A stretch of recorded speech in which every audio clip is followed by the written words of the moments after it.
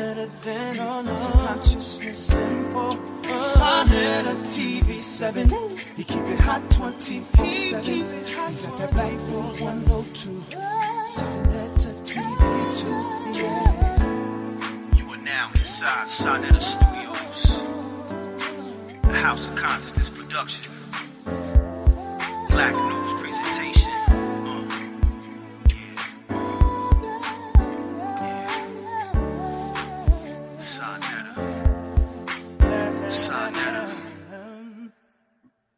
All right, peace and Black Power family. Welcome to another sa.neter TV House of Consciousness production. This is my third show for the day. We got Napah, Shadah getting ready to go in, and we're gonna break down some real good science, man. We're gonna talk about some pseudos. We're gonna talk about some Gilligan's Island and all that good stuff. So, without any further ado, I pass you the mic, Napah. You got the floor. All right, thank you, sa.neter. Thank you, sa.neter. Am I echoing? No, you good. Okay, hold tight, sa.neter. Take a coffee. We're almost there. This isn't going to be long, so I appreciate you doing this for me. This isn't going to be long. I want to first say peace to the chat. I see you out there, all of my loved ones. Especially I see you, Sakina, everybody out there, the mods. Peace to the chat. And yeah, first off, this is all lovingly. When I say pseudo Gilligan's Island, it isn't disrespectful. You know, just like they say we're pseudos, I say pseudo Gilligan's Island. And it's because, you know, they work very hard to push science, and that's great. But the problem is that it is a religion for them over there on pseudo Gilligan's Island. I say that affectionately. Shout out to the professor, and you know, y'all can decide who's the skipper and Marianne and all that good stuff, but definitely the professor Cedric. This, as I said, this isn't going to be a long thing, a long drawn out presentation, but I am going to show those of you who don't really go and do the research on what really is going on in science. I want to show you that the things that they call spooky and pseudo over on pseudo Gilligan's Island, pseudo killers. Oh, shout out to Ankh and Juju and all the whole crew. You know, it's again, this is all about the information. This isn't personal, but we're going to show that the things that they say are pseudo and ridiculous and not scientific are actually being studied by real scientists. Because on pseudo Gilligan's Island, they say none of them are scientists, but they are science advocates. I happen to also be a science advocate, and it's important to let people know in a community, in an environment that goes deeper. I say the darkest minds of the light, the deeper you do, the deeper research. You don't just stay on the surface like often a lot of people who say they advocate for science do, like over on the pseudo killers. You don't stay on the surface, you go beyond, and that is real science, pushing the envelope. This isn't really going to be a presentation from me that shows my take on consciousness or my signature take on afterlife or reincarnation. This is more going to show you just real mainstream scientists who do the research on the afterlife, the research on alternate universes, alternate worlds, and they also talk about consciousness. Some really interesting names will be coming up. So as I said, it won't be long, but it will be strong. And without further ado, let's just start with some of the researchers and scientists and doctors who look into the first topic, which will be reincarnation. So if you would, sa.neter, I'm going to share my screen. Now, you know, over on pseudo Gilligan's Island, they make fun of people when we say reincarnation, when we talk about anything that has to do with astral projection, anything that really is beyond the scope of what scientific theory has shown. We, the lightest minds of the dark. Okay, that's great. Nice to see you here, Juju. How'd you get over here? How'd you get over here from pseudo Gilligan's Island? Did you find a ship or did you make a raft and paddle over here? I'm glad to see you over here, though. So The lightest minds of the dark. I'm glad you're tuned in because I want you to take a look at some of these scientists. And if you decide to address this information, when you do, I want you to make sure that you do your research on their backgrounds, because they are all scientists who do they use empirical data, they do research on the unknown. So let's start here. Here's my first slide. We're going to go to the University of Virginia. Yes, I've mentioned this a few times in a lot of different forums, but the University of Virginia is doing some really unique research. They're actually researching different types of what they call perceptual studies. Now, in those studies, they as I said, they study the afterlife, which is, and also reincarnation. They study telepathy. I know you like this one, Juju, because I saw you saying you were doing mental telepathy. That was so funny. I was laughing. You guys crack me up. So I hope you find what I'm doing over here is just as funny, as entertaining, I should say, and enlightening as I find what you guys do over there on Pseudo-Killigan's Island. So anyway, I digress. So they study the afterlife. They study mental telepathy. They study all types of things that if you were over on Pseudo Killers, they would tell you that, oh, that's not mainstream science. I won't do my voice impersonations of my dear beloved professor. Please do it, please. Cedric. Please so do it. mainstream conventional science does actually research the phenomena regarding consciousness and reality. Napah, can you hear me? No, I can hear you now. It's low. I said, please do the voice, please. No. Please, not yet. I can't do it yet because I don't want them to get too offended because they the tough too. They tough. They don't get. I'll do it later. Yeah, come on. Nobody. If he hits the panel, I'll do his voice. Okay. Nobody do it better than you, for real. I know. It's all love. Okay, so yeah. So thank you, sa.neter. So as you see, this group of people, these are just a few of the actual scientists who are researching these so-called pseudo topics over at the University of Virginia. Let's go ahead and meet the head or the former head of the team over at the University of Virginia doing this research. Dr. Bruce Grayson. Now remember, I'm just showing you the basics of this. They can't get around this, that these are real scientists, the scientists that they say are real over on Pseudo-Killigan's Island. Dr. Bruce Grayson is the Chester Carlson Professor Emeritus of Psychiatry and Neurobehavioral Science at the University of Virginia. He was previously on the medical faculty at the University of Michigan and the University of Connecticut, where he was clinical chief of psychiatry. Okay, pseudo killers, I don't know, Pseudo-Killigan's Island looking real far away right now, because this is actually what you call a legitimate scientist and a doctor. Dr. Grayson has consulted with National Institutes of Health and addressed symposia on consciousness at the United Nations and at the Dalai Lama's compound in Dharamsala, India. He has earned awards for his medical research and was elected a Distinguished Life Fellow of the American Psychiatric Association. That's the highest honor bestowed by that organization. Okay, Pseudo-Killigan's Island, I don't know. You like to say only pseudos look at this kind of stuff. Only pseudos believe that consciousness exists outside the brain. Only pseudos think that there's life after death. But this is pretty much a very, very world-renowned, I should say, psychiatrist and researcher. And Dr. Grayson is what you would call a pseudo.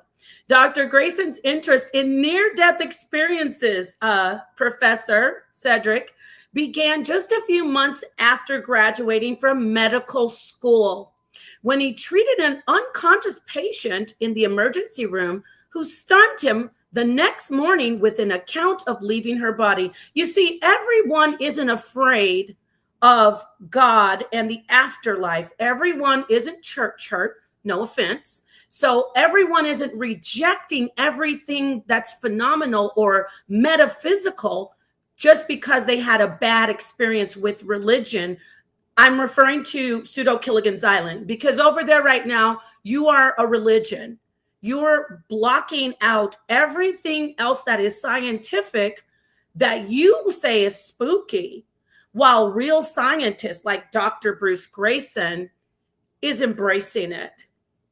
That evening, after he noticed that his patient the next morning had an account of leaving her body, remember that you were saying that it's something to do, I think, with the prefrontal cortex. I think that was you, Cedric, but the research is showing that you're wrong about that. You're only looking at a portion of what could be. I liken Pseudo-Gilligan's Island, the pseudo killers, to someone who's walking around with no bottoms on, no pants, no underwear, just the top part of their clothing, talking about, you're naked to everyone else. So actually, you guys are over there with no pants on, no bottoms on, and you're walking around trying to tell those who you call pseudo that we are naked. You're trying to tell us that we're not scientific, but we see real scientists, according to you, doing research on what we already embrace and study ourselves and have been researching for years. Let me get back to the article. That event challenged, this is a real scientist. You see, when he saw something that he didn't understand, he embraced it and started to research it. That's the actual epitome of science. If you don't understand something, you don't get scared of it and say, oh, it's pseudo, oh, it's pseudo. You embrace it and you research it.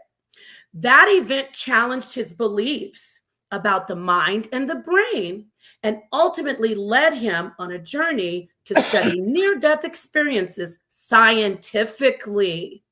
Scientifically, I got to say it louder because I don't know if they can hear me over there past the lagoon. Scientifically, leading to more than 100 publications in medical journals. He co-founded the International Association of Near-Death Studies, an organization to support and promote research into these experiences. And for 27 years, he edited the Journal of Near-Death Studies, the only scholarly, this is a journal of near-death studies. Over on Pseudo-Gilligan's Island, they admit that they're not scientists, but scientists have a journal where they study near-death experiences. It's the only scholarly journal dedicated to near-death research. Through his research, he has discovered common and universal themes in near-death experiences that go beyond neurophysiological or cultural interpretations, as well as patterns of consistent after effect on individuals' attitudes, beliefs, values, and personalities. Now, I get it. I know, when you're in cognitive dissonance, whether you believe in Jesus or whether you believe in good old science, meaning, what's on the surface. I get it that when you hear this right now, you start to block out so many things saying, well, that's this and that's that. You want to reject it right away. What you're probably saying is they're doing the research, but it's pseudo and it's pseudo research. No, it's scientific research. That's what science does. Just as in quantum physics, everything isn't figured out, but they continue the studies. And we'll get into that later on in these slides. Everything isn't figured out when we go and study life outside in the solar system, in the cosmos. Everything hasn't been figured out, but it's a real scientific study. There's real research going on, empirical research, empirical data is being used, and real scientists are studying these things that we're being told that are pseudo. They're not pseudo, they're actually science. But I like being called a pseudo by them. It's a badge of honor. So Dr. Grayson is the author of After, A Doctor Explores What Near-Death Experiences Reveal About Life and Beyond. The book challenges our everyday ideas about our minds and our brains and offers key insights on how we can begin to live a more meaningful and fulfilling life. Because at the end of the day, all of this gets back to what is consciousness. So let's move on and see if we can find some more of these scientists. Oh, here's a little bit more about Dr. Grayson. I'm going to get this. I don't want to leave any meat on the bone because I know they're going to want to cover this, especially the professor. He's going to try to find so much information and try to refute this. But what I want you to focus on, everybody, is that these are scientists. They say, oh, that's not science. Oh, that's not science. These are real scientists. This is a real division at a university. This is real research. 50 years of research, to be specific. Bruce Grayson, MD, he's a medical doctor, began his research into NDEs, near-death experiences, here at the University of Virginia in the mid-70s, 1970s. Throughout his career, Dr. Grayson has studied over 1,000 cases and documented the profound effects on individuals' attitudes, beliefs, values, and personalities. His research has also shown why these experiences cannot be dismissed as dream states or hallucinations. Did you hear that over there in Pseudo-Killigan's Island? I want to make sure you're all good. I don't know if I need the coconut megaphone or put some palm leaves together. And can you hear me over on Pseudo-Killigan's Island? This cannot be dismissed as dream states or hallucinations. Okay. He continues to collaborate with esteemed scientific colleagues. Let me say that again. He continues to collaborate with esteemed scientific colleagues from all around the world, even after his retirement in 2015. At the Department of Perceptual Studies, the DOPS, he works with Dr. Marietta Dr. Marietta Pelavanova, providing mentorship and collaboration on a variety of ongoing NDE research projects. Dr. Grayson's extensive research on NDEs challenges us to think more deeper, not lighter, not the lightest, most shallow minds of the light, like on Pseudo-Killigan's Island, like our sister Juju said, we're the lightest. They like to stay on the surface. No, we're full. We got the full calories over here. We are the darkest, deepest minds of the light. And these scientists, these esteemed minds, like to think more deeper, or to think deeper about the relationship between the mind and brain, as well as consider the possibility of consciousness surviving death. Consciousness surviving death. Here we go. We're getting to it. I'm really interested in having that discussion with you, Professor, about consciousness, because science is showing that consciousness goes beyond the brain. You're stuck in the 1960s. There's so much research showing that consciousness has gone beyond the brain only. NDE Anita Moorjani and NDE Dr. Eben Alexander. Now, these are two different individuals who have actually had near-death experiences. Basically, they passed away and they came back. I'm going to actually focus on Dr. Eben Alexander. And why am I focusing on him? Well, over on Pseudo-Killigan's Island, they love to talk about scientists. And guess what? Dr. Eben Alexander, MD, is a neurosurgeon and a near-death experience expert. Let's look at some of his, this little blurb on him. Eben Alexander, MD, completed his medical degree at Duke University and went on to perform over 4,000 neurosurgical operations. 4,000. I think he could get a pass and a green check, I should say, over on Pseudo-Killigan's Island. If he showed up, if he seemed to float into coming out the lagoon, covered in seaweed, they would try to take him and set him up with the professor and see if they could, work together on some things, right? So 4,000 neurosurgical operations. He was an academic neurosurgeon for over 25 years, including 15 years at the Brigham and Women's Hospital, Children's Hospital, and Harvard Medical School in Boston. He has a passionate interest in physics and cosmology, which you can tell from the discussion. So I took this from a podcast. I should have put the where I got the podcast from, but I think I did actually. But if not, you can always Google him and see who he is. So I just wanted to put this up here and show you he's not a pseudo like me. He's a real scientist, according to Pseudo Killigan's Island. Okay, so this is science. Science that is conducted by scientists who are doctors of medicine, doctors of neuroscience, doctors of psychology, and much more. Don't listen to anyone who's stranded on an island of limited perspective. Y'all know who I'm talking about. Pseudo Killigan's Island. See, they can't see beyond their church trauma, resentment, and they are therefore left behind on an island of denial as science progresses. Okay, so we've got Dr. Stevenson's right here. He's the founder of the department at University of Virginia. He's the founder of this Department of Perceptual Studies. Then we've got Dr. Grayson, which we talked about some of his credentials. And of course, we've got one of my favorites, who I've got his book, a couple of his books, Dr. Jim Tucker. He's the director right now of the University of Virginia's Division of Perceptual Studies. He started in 2014, took over from Dr. Grayson, and he's there presently as the director. He does fascinating work. Let's move forward. I didn't even list him in this because I wanted this to go fast, but I can always get back and talk to you more about Dr. Tucker's studies with the children.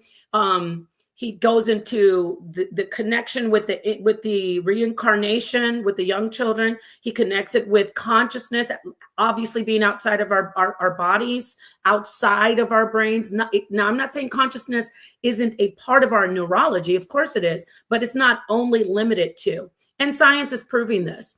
Let's explore, push the envelope, ask questions about the unsolved, the inexplicable. Let's examine, let's experiment, and let's uncover. Why would we listen to a group of scientific castaways who admit that none of them are scientists? The professor ain't professoring. So let's take a look at the beginnings of the scientific research done at the University of Virginia, which examines and experiments with topics of the paranormal. That would be called pseudo on Pseudo Killigan's Island. The parapsychological, that would be called pseudo over there. And the intriguing occurrences and information that those on Pseudo Killigan's Island, because they cannot understand it or are afraid of it, love to call it pseudo. So I'm going to click this link, actually, if I can. And I'm almost, we're like 3/4 through this. Let me just get this over here. I'm going to stop sharing this for a minute, if I can. sa.neter, I don't know if you're still there.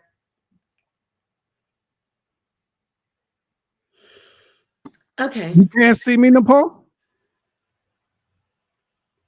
Oh, yeah. I'm right here. You should trademark that. That would be great. You can have it. I gift that to you, my friends. You definitely deserve to trademark Pseudo Killigan's Island. Don't. You lost. Good.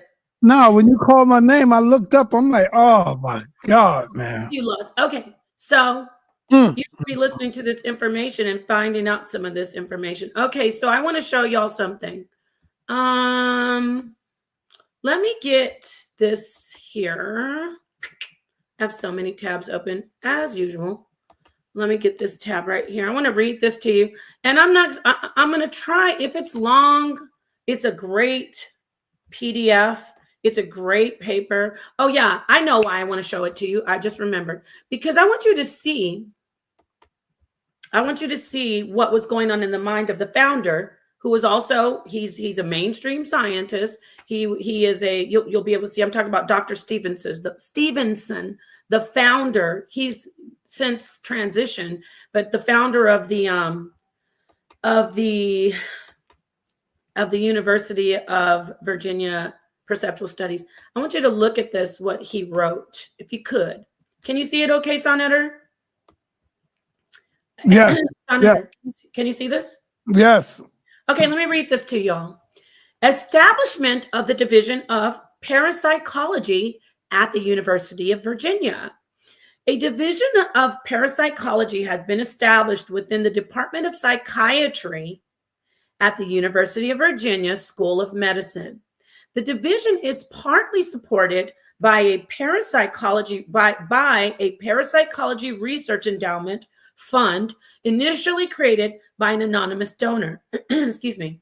The endowment fund supports a research professorship in psychiatry with the provision that the incumbent will devote at least 50% of his time to research in parapsychology, including research into the question of the survival of human personality after death. It is further provided that the University of Virginia will devote the endowment funds to such investigations for at least 20 years after the death or departure otherwise from the university of the first research professor supported by the endowment. So this is all the groundwork, the background on how this particular department started at the University of Virginia.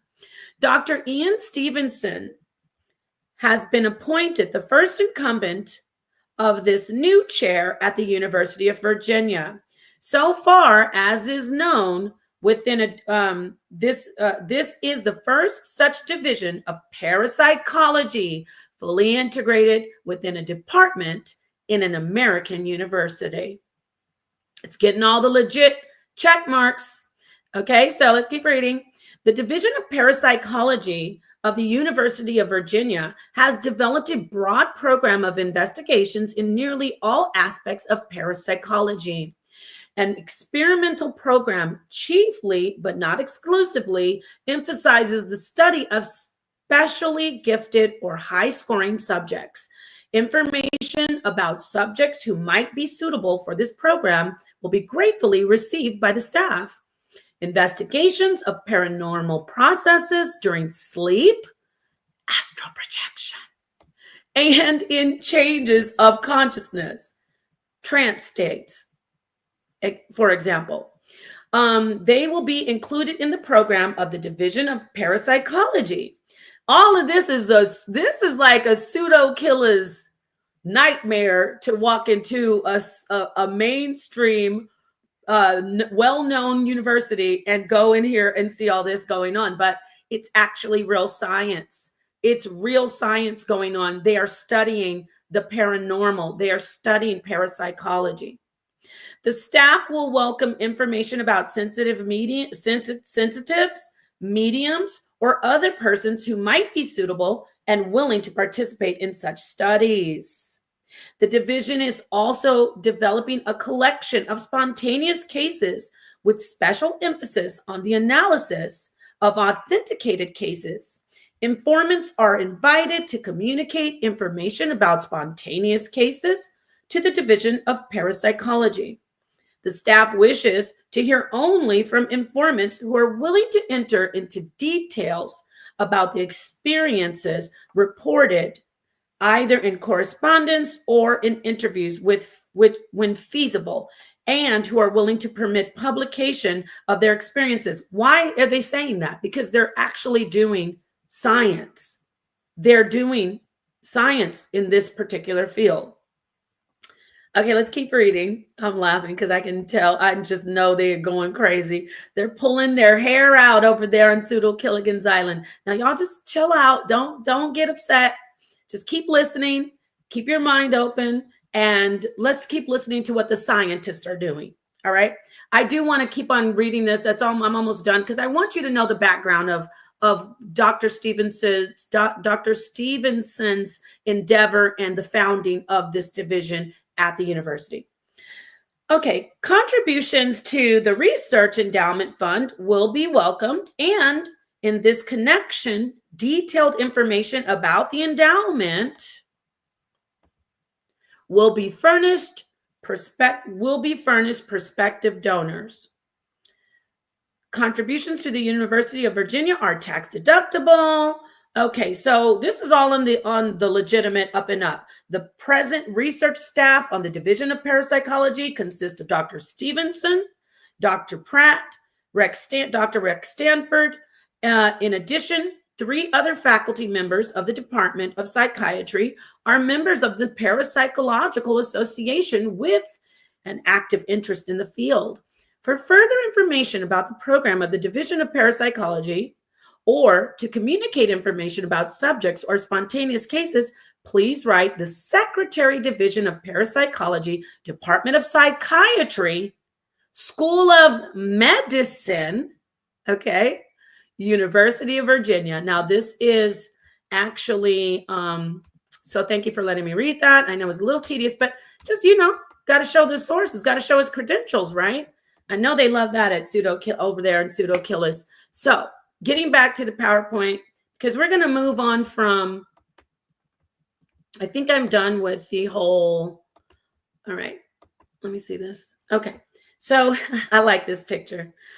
There's Gilligan, there's Ginger, and they're over there, they're researching, they're doing their thing over there too, scientific thing. So let's keep going. I now want to move on to Max Planck. Now, those of you who even dabble a little bit in science, and if you are listening in these different forums, if you go over to Pseudo-Killigan's Island, Pseudo-Killis, if you come over to listen to pseudos like me, okay, because I was nominated for the Quantum Quackery Award. I want to say thank you so much to the Pseudo-Killers. It's all love. They did nominate me for the Pseudo-Killers Award. I didn't, unfortunately, win. I was, I forget who won. I think it was, 19 keys, but I digress. Basically, if you've been in any of these forums, you're going to hear people bring up quantum physics, quantum theory, quantum mechanics, and you're also going to hear people bring up Max Planck, probably.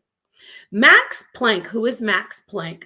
Well, Max Planck was a theoretical physicist, and he's also the father of quantum physics. Big deal, right?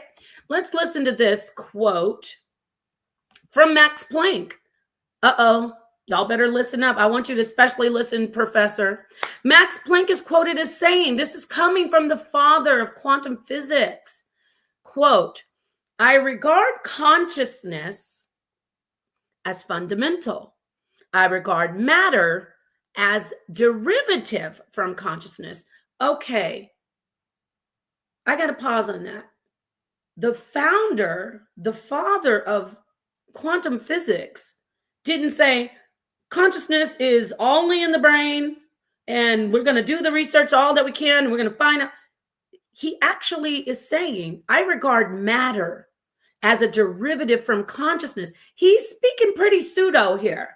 This is looking very metaphysical, this statement. Okay? He's sounding very metaphysical when he's talking about these subatomic particles. And he's talking about matter comes out of consciousness. It derives from consciousness. Oh, wow.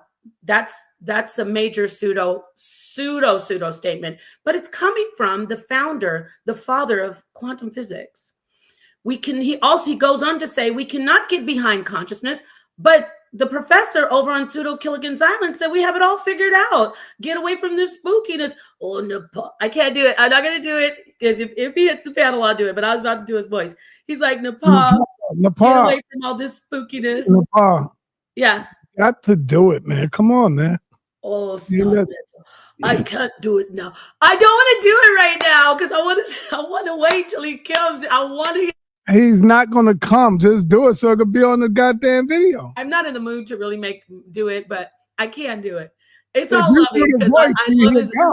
He's got a great character. So if you do it, he's going to come. He's going to come in when you do it. Yes. So Napah's making it very spooky. It's not spooky at all. It comes from the brain. But when you take someone like a pseudo like Napah, she's gonna say it comes from consciousness. Consciousness does not come from anywhere else besides the brain. But when we have people who are trying to take God and put it together with science, it doesn't. So that's all. I'm done. I'm done doing that. I'm feeling a little tired today. Shout out to Professor. You know I love you, Cedric. Okay, so let's get back to what Max Planck says, though. We cannot get behind consciousness. He said we can't get behind consciousness, but Cedric says we've got it all figured out. Everything that we talk about, everything that we regard as existing postulates consciousness. Another, that he's not, and don't come, please don't come in and say, oh, he's talking about what you think and he's saying consciousness manifests, that matter manifests out of consciousness. He's saying that. He said we cannot get behind consciousness. Let me go back. He said, I regard matter as a derivative from consciousness. We cannot get behind consciousness. This is Max Planck. This isn't Napah Shadah. This isn't the 19 Keys, Lex Vortex. This isn't our beautiful Doc 2 suite. This you call us all pseudos. This is Max Planck, the founder, the father of quantum physics. He says, I regard matter as derivative from consciousness. We cannot get behind consciousness. Everything that we talk about, everything that we regard as existing postulates consciousness. Another quote attributed to Planck states, quote, here he is again, everyone, all matter originates and exists only by virtue of a force. Now, I know you're going to come in and say strong force, or possibly one of the many four, or not many, one of the four fundamental, or one of the four forces, the element forces like gravitation. I'm talking to Pseudo Killigan's Island. I'm just going to stop you at the door and I'll get back to the quote. He's not necessarily just saying, oh, strong force, weak force, gravitational force, electromagnetic force. He's talking about I just ironically said strong force first. He's talking about the strong force, but he's not even sure. Excuse me. Physicists are not even sure what is going on with the strong force. They're not. They're trying to figure it out. But isn't that the same as what they're doing at the University of Virginia? They're trying to figure it out. They're researching NDEs, near-death experiences. They're researching mental telepathy. They're researching out-of-body experiences. They're researching reincarnation. What's the difference between what Max Planck and all the other physicists that came before and after him, and all the other physicists today and the quantum physicists? I mean, what's the difference between what we're doing here with quantum physics, what they're doing in Geneva with Hadron Collider? What's the difference between all of these different studies? What's the difference between what they're doing and what they're doing over there looking into near-death experiences and talking about phenomenal things that happen to people and kids coming back and saying they had a past life? There is no difference. So let me get back to the quote. Max Planck, the father of quantum physics, the father of quantum theory, all matter originates and exists only by virtue of a force, which brings the particle of an atom to vibration and holds this most minute solar system of the atom together. I know you're going to say gluons and quarks. I know you are, and I love you for that. Pseudo Killigan's Island, I love you guys. I know you're going to stay right on the surface, right at the light surface. But people who are the darkest minds, who are the deepest thinkers, people like Max Planck, we're going to go deeper and deeper. We want to know more than what's on the surface. We're not just going to go, oh, quarks and gluons, duh, strong force. Okay, who wants pizza? No, we're going to keep looking and we're going to keep asking until we find out. According to Michio Kaku, we're going to find out one day. We're going to bring it all together. We're going to bring together physics. We're going to bring together quantum physics. And we're going to say, now we know everything. Right? We're going to be able to do that. And I hope, like Cedric said before, I hope that I will be in this body, in this flesh, when we do it, because I want to be there and witness it as well. And I want to be like to Pseudo Killigan's Island. I want to be like, ya te dije. That's what we say. We say, I told you so, or in your face, whatever way. So I know I'm going off. So let me get through to finish this. And then I think I have 3 or 4 more slides. Okay. So we have Max Planck saying, all matter originates and exists only by virtue of a force. We can say strong force, which brings the particle of an atom to vibration and holds this most minute solar system of the atom together. We're talking about the very, very, very, very quantum or quanta, the microcosm, to look at the macrocosm, because it's just a reflection. What's going on in an atom, that's an actual universe. We look at an atom, which is very, very obviously so very, very, very minute. We look at an atom as minute, but there is possibly another universe, another world, where they're looking at our universe as the same way we look at atoms. And that's not something I just got off the top of my head. That's according to quantum theorist Michio Kaku. Yes, Nobel Prize winner Michio Kaku, the creator and the person who figured out and created the string theory and multiple universes that are being created right now as we speak. Max Planck goes on to say, we must assume behind this force, here it goes, pseudo-Gilligan's Island. We must assume that behind this force, the existence of a conscious and intelligent mind. Yes, mind. This is being said to look, this is looking so pseudo. Dare I say it's looking like he's talking about a type of entity or a god. But for sure, Max Planck is speaking very clearly that consciousness is not just in our brains. Consciousness is existing all around us. And there are physicists who even compare when I was on a panel with Cedric, and he made the mistake. It's okay. When I brought up the particle, the subatomic particle, the Higgs boson particle, he came in and he said, the Higgs boson is not a particle. I didn't really go into it with him too much because, I had already gone in and bombs were dropped and I didn't want to, go too hard, pause on the professor. But the Higgs boson, I'm getting to a point. The Higgs boson is an actual particle. You should know that. You should know that is I think it's a scalar boson. The Higgs boson is a particle in the Higgs field. But you said the Higgs boson is not a particle. You said it is a field. You were incorrect, but I let you live because I like you. So let's see here. Max Planck says, behind this force, the existence of a conscious and intelligent mind, this mind is the matrix of all matter. Now we're going to go and look at a little bit. We're going to go and do a little science, just a little bit science. For people who aren't really interested or don't bother to look it up, when we're talking about an atom, when we speak about atoms, everything is made up of atoms, right? We know that from grade school, I think, science. Inside of atoms, we have subatomic particles like protons, neutrons, okay? And then we have inside of protons and neutrons, we have quarks.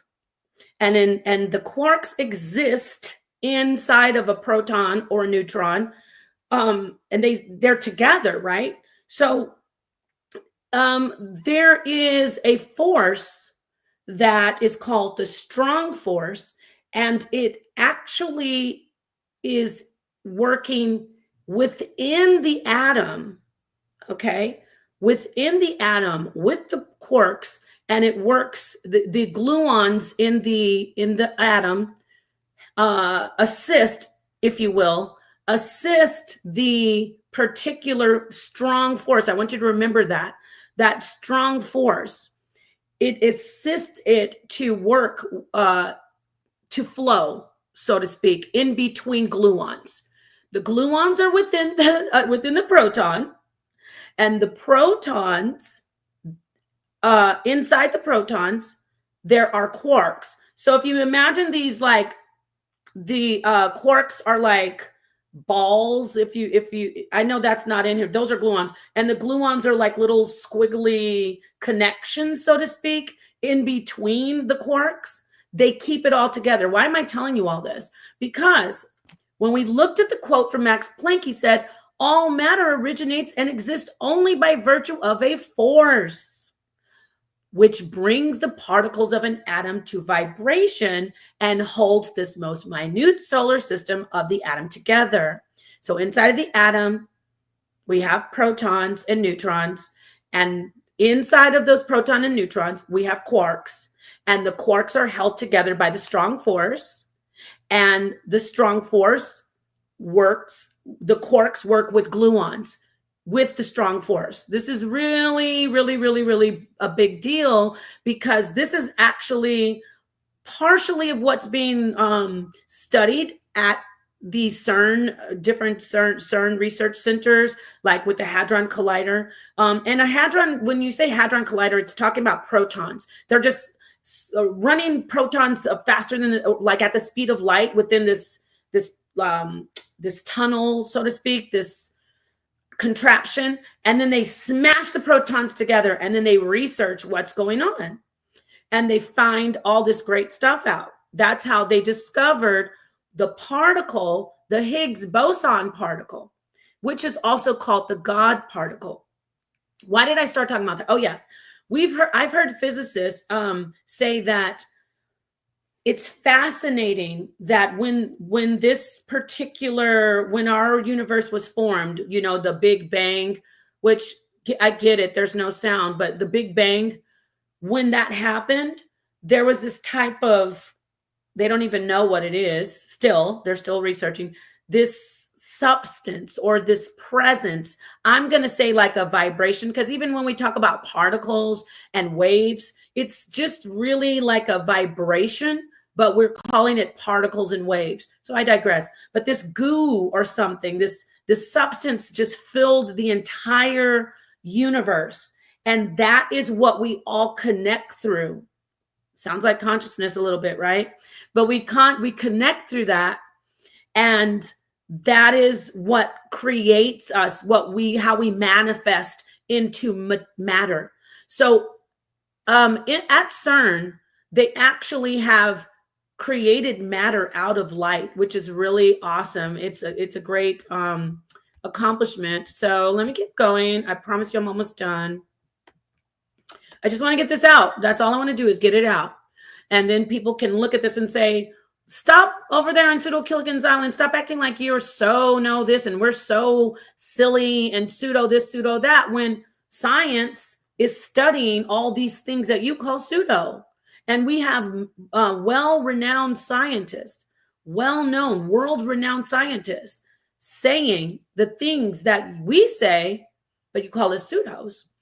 Although physicists know what strong force is associated with, such as color, gluons, and quarks, they still do not know exactly what strong force is. So here, this is just something I grabbed off of the images on the internet about quarks and strong force and gluons. It says, we hypothesize that in addition to the attribute of electrical charge, now electric charge would be associated with electromagnetism. That's a different force, okay? Electric charge is attributed to electromagnetism. Quarks have another attribute known as color charge. So when we're talking about the strong force, not the electromagnetic force, when we're talking about strong force, we associate strong force with color, where electromagnetism would associate electromagnetism with electric charge. So the attribute's name, color, is just by convention. It's easy to visualize this attribute and how colors combine. Now, they're not actually like the colors that you would see with the eye. They are more of just labels and titles put on the particular reaction, or, you know, the attribute. They call it color. But anyway, I don't want to get too much into that. Let's move on. Here's another. So we're going to break down more of the quote. I regard matter as derivative from consciousness. That's Max Planck. He doesn't sound like somebody who says that consciousness is only in the brain. Does consciousness create the universe? Well, it's looking more and more from the studies that we've done with the Higgs field and the Higgs field boson particle and all the different research that we're doing. It's looking more and more that the universe is a type of consciousness that we're connected to. So I'm not saying that there's not neurological consciousness. Obviously there is, but we also have neurons in our heart, and these neurons work together with our brain, and these neurons actually work very much similarly. So there's so much going on outside of, consciousness in the brain. We're finding this out more and more through all of these pseudo studies. Michio Kaku, he's one of my favorites, obviously. I always bring him up. Michio Kaku is an American physicist. He's a Nobel Prize winner for string theory, I believe it is. But anyway, Michio Kaku is an American physicist, a science communicator, a futurologist. That sounds so pseudo. I love that. Futurologist. A futurologist and a writer of popular science. He is a professor of theoretical physics at the City College of New York. And it goes on and on. I just grabbed this, obviously, quickly off the internet. I think I'm done here almost. Oh, let's see here. This is a little bit on Michio Kaku, but I'll leave that alone because I want to get through this. This just talks about what he thinks about life after death. He says, yes, there is life after death. He says, yes, there are alternate universes. He says that you're existing here and you're existing somewhere else as we speak. Now, let's see this. So we've looked at near-death experiences, reincarnation, out-of-body experiences, astral projection. We've looked at consciousness outside of the body, outside of the brain even. Now we're going to take a quick look at something else that would be considered pseudo. Astrobiology. Yes, it is a legitimate field of scientific study despite Fermi's paradox. If you're not familiar with Fermi's paradox, I'll read a little bit of what it is. History of astrobiology. I don't have to click on that, but astrobiology was founded around the 50s, but it was really picked up as a real science, I think around the 90s. Now, astrobiology, obviously, just what the name says, astrobiology, it studies everything in the universe, not just on Earth. Yes, there are terrestrial studies, but it studies outside life outside of the Earth. Now, you might say there is no life outside the Earth. We haven't figured that out. Exactly. But there's a scientific study. What I'm pointing out is Pseudo-Gilligan's Island likes to say, if it hasn't been discovered, if it's not in the book in black and white, then it's pseudo. No, science doesn't work like that. Science is always changing. Science is always exploring. Science is always going where no man dares to go, right? Or woman. Actually, science is always doing all of these things. We're always approaching and asking and studying. We're always doing that. And please don't come in and say, well, this is science, how they do it, but you pseudos always talking to metaphysical. It's the same. They are, as you say, I respect them as professional scientists. I respect them as those who have gone and they've done the legwork and they've written the papers and they work hard, but our minds are the same. In the sense of that we understand that there is life outside of this particular earth. We understand that there are worlds beyond this realm that we're in. We understand that there is life after death. These are big things to embrace. I mean, when I say big, I mean deep. These are not light. Shout out to Juju. These aren't light things to embrace. So, in the 60s, they used to say, hey, that's real heavy, dude. The hippies, we're real heavy over here.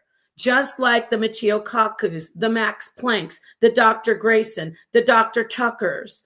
we are doing real science when we think outside of the box.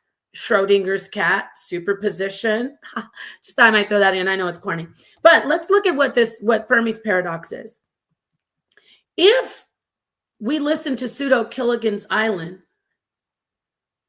then we wouldn't even have astrobiology.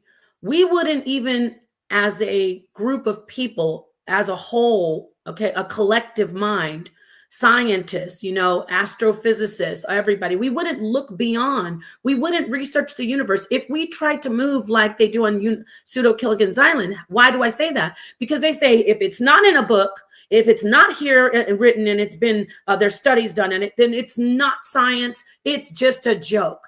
We would be stranded on pseudo Gilligan's Island with those castaways. No, Fermi's paradox says if there are billions of planets capable of supporting life, then why do we only see just ourselves and we never find it? I'm paraphrasing. It says the law of large numbers indicates that extraterrestrial life should not be rare, right? So why haven't any visited Earth? But they have, actually. However, that's what the scientist, he said, Fermi had postulated, he was having a conversation with his colleagues, and he said, if there's so much, and there are so many different discoveries out there in space, that we found so many different habitable or possibly habitable places, I should say, planets, that we're still trying to figure it out through astrobiology. Is there life there? Can life be can life proliferate? Can people live and can life be sustained on these planets? Is life sustained? These are questions that there isn't anything proven, pseudo-killers. Nothing has been proven solid that there is life, but we are still, as a group of human beings, of minds, we're still researching it. So when we research it, when we seek it out, when we test it, when we do all these things and explore it, we're doing science. And that's the end of my presentation. I appreciate you all tuning in. I hope I was changing the slides. Are you still there? Okay. 58 minutes, just under an hour. All right, so that is that. If you are interested in asking any questions, if you want to come in, you can. Like I said, it's not going to be long. I mean, and we didn't see your slides. Oh, they didn't even see the slides.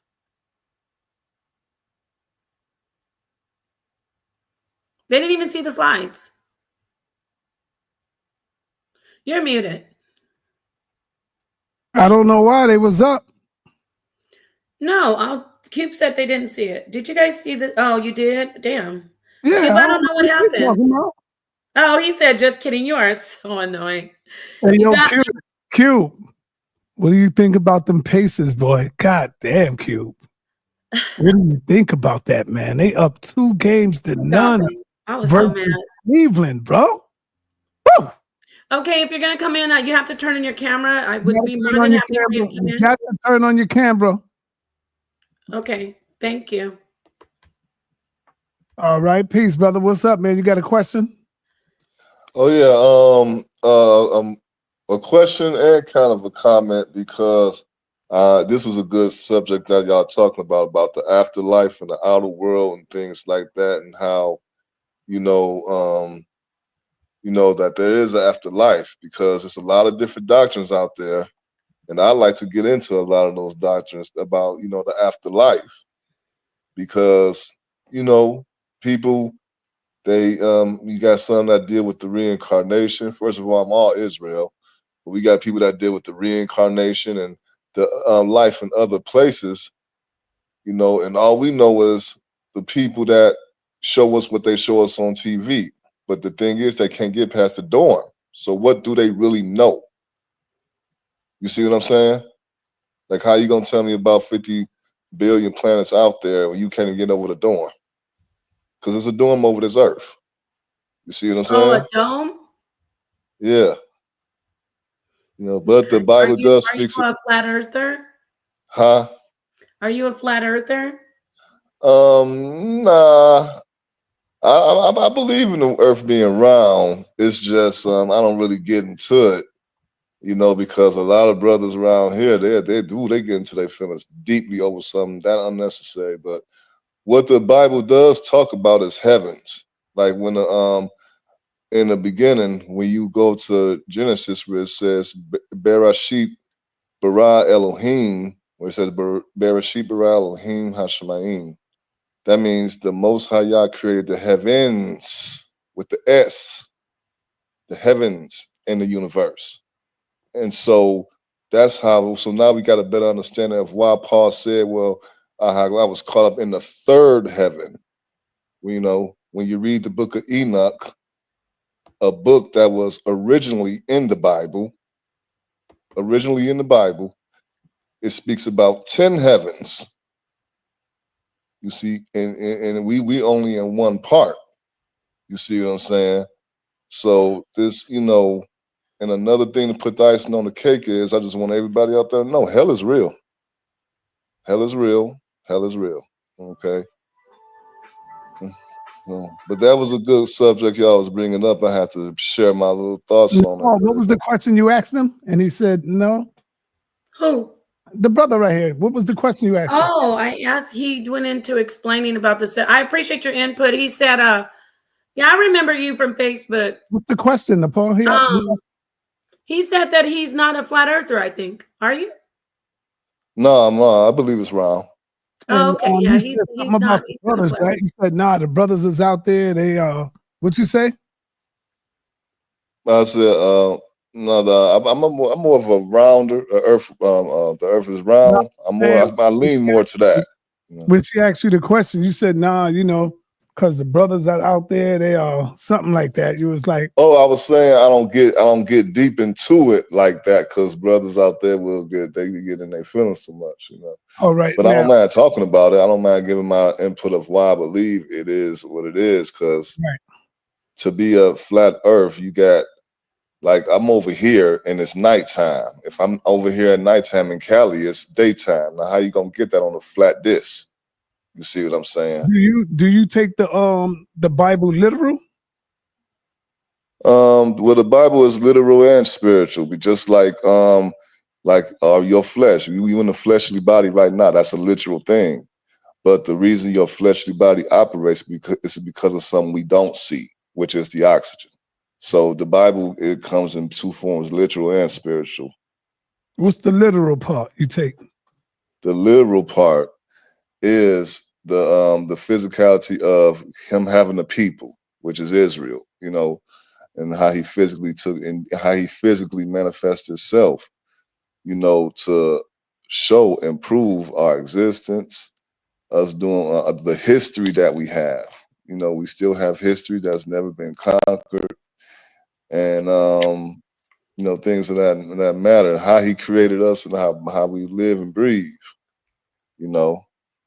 From what I look at, the history, if you really look at it and you're reading about the history of the Israelites, to me, when you really look at it and you're going to be real about it, they was the most wicked people in the Bible. They was wicked. They was wicked. They were savages in the Bible, brother. Right. And see, and when we look at the overlay about that, the Bible literally admits it. Right. So the Bible never comes in the energetic form of a biasness.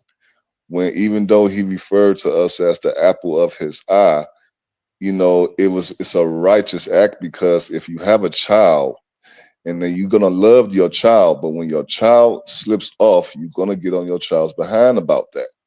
You see what I'm saying? So even if you was the apple of his eye, he still treated y'all like y'all was nothing. You know, the one who y'all love so much, he treated y'all like y'all were nothing. He gave you over to your slave master. He gave you over to the one that you hate now, to your slave master, brother.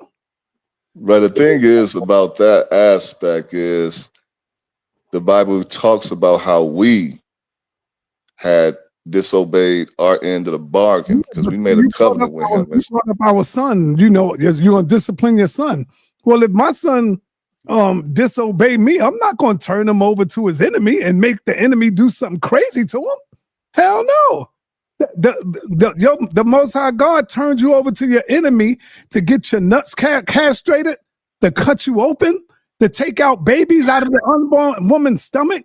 That's your Most High did that to you. I'm not doing that to my children because they disobeyed me, though, brother.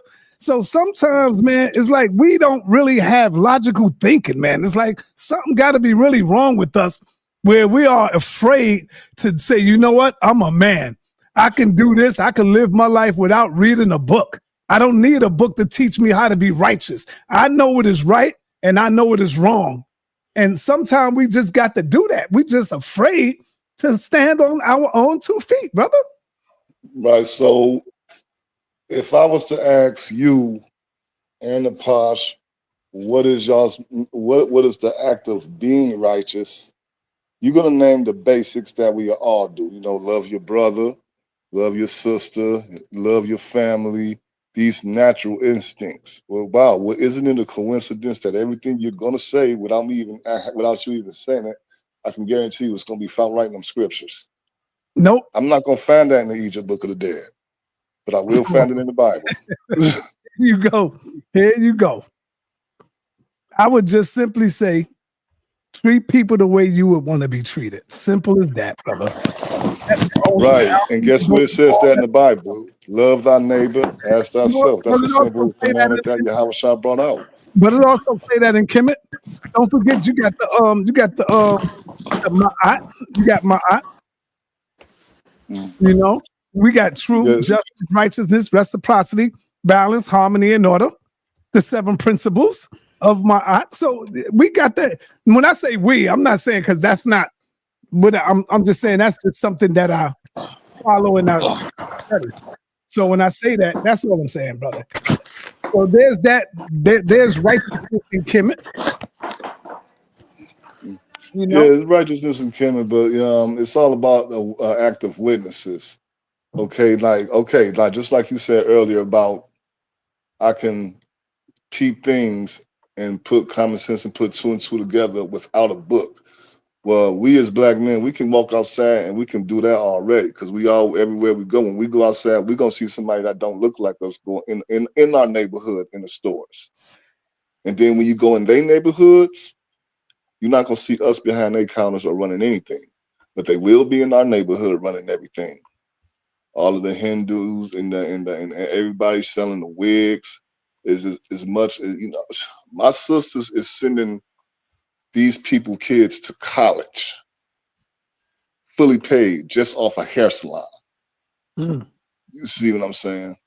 They kids. When I say kids, that means multiple families are sending their kids to college and fully paid, all just with hair salon alone. You see what I'm saying?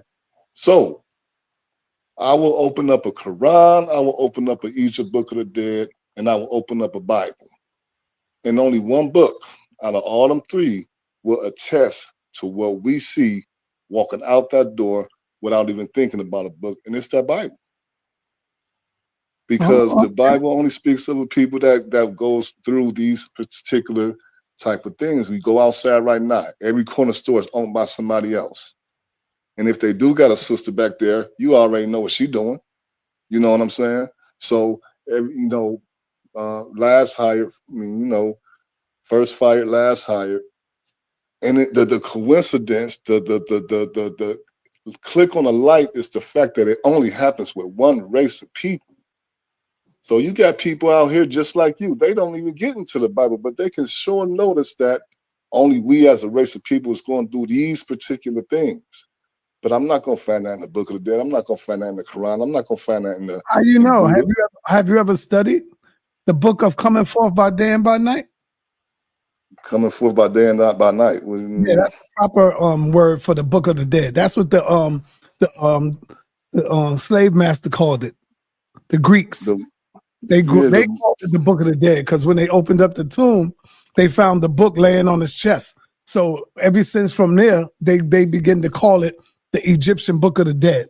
It's the book coming forth by day and by night. That's what it is. Okay, so the thing is, when I studied, and I've looked at it, about the 42 confessions and all that type of You stuff. don't really. I don't want to turn the pause thing into this, right? But I'm gonna just say, brother, you really don't know the Bible. You think you do, because if you did, you would run far away from it without even looking back. Anyway, let me go back to Napah. Napah, go ahead. I don't want to take over your show. No, it's not that you're taking it over, but I do want to mention to some of the audience. So I did see the audience members say that they're live on the island and they're doing something on the afterlife. But you notice they did not address one single solitary piece of evidence that I presented. This is what they always do at Pseudo Killigan's Island. I love you.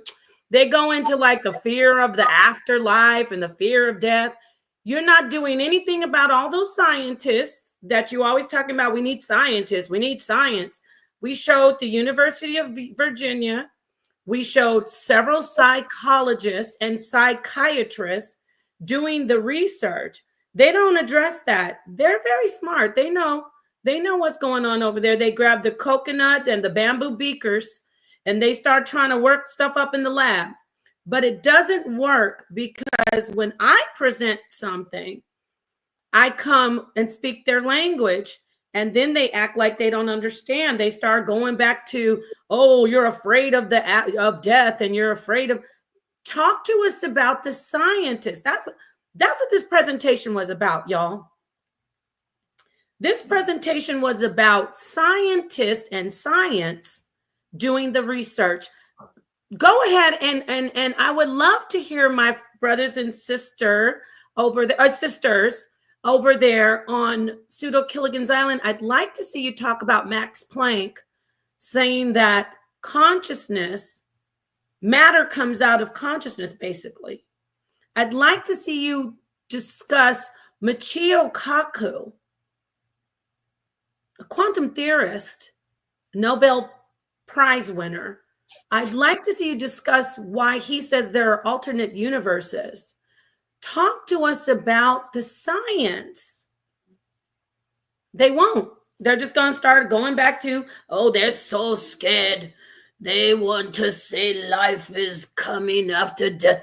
Oh, no. Yes. We see scientists doing the research. If you saw my PowerPoint, I showed scientists. Will you please address the scientists and the research and the Department of Perceptual Studies and Michio Kaku and Max Planck and Jim Tucker? I mean, the list goes on and on and on. Talk to us about that. We won't get that. So you want to get you wanted to get a scientific aspect of the afterlife, or? No, there's real science, empirical evidence is being presented. There's research being done. There's several cases being researched and examined. And basically, I showed it today because I let them, I do want to say a lot of times I go to their channel, 98% of what they have on there, I agree with it because it's very, like they say, on the surface. It's irrefutable information because they go to, they use Chat GPT, they go to different websites and they use actual scientific information. So most of the time I just go, oh, they're doing great. But when they start trying to talk about things like consciousness, no, that's when they die. The sister's already going to body the professor about astrotheology.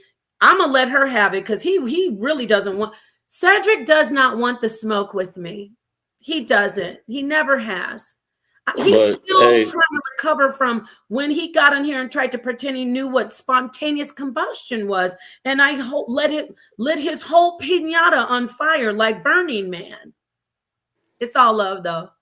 I love you guys over there. But what you can't do is refute the information that science is being done on the paranormal, the phenomenal, afterlife, astral projection, consciousness, other worlds, other existences, time travel. Shout out to Julian Barber for his information on time travel. Time isn't even real. But Not the time that we know. science go against religion. And so, like, everything, like where we at today with science, even the belief system, is through our ancestors and what was said. You know, I'm not gonna bash no religion, no none of that, but what was you said and then your presentation, it was nice and it was well put together. Okay. You know, because remember, me and Rob was talking about the photons.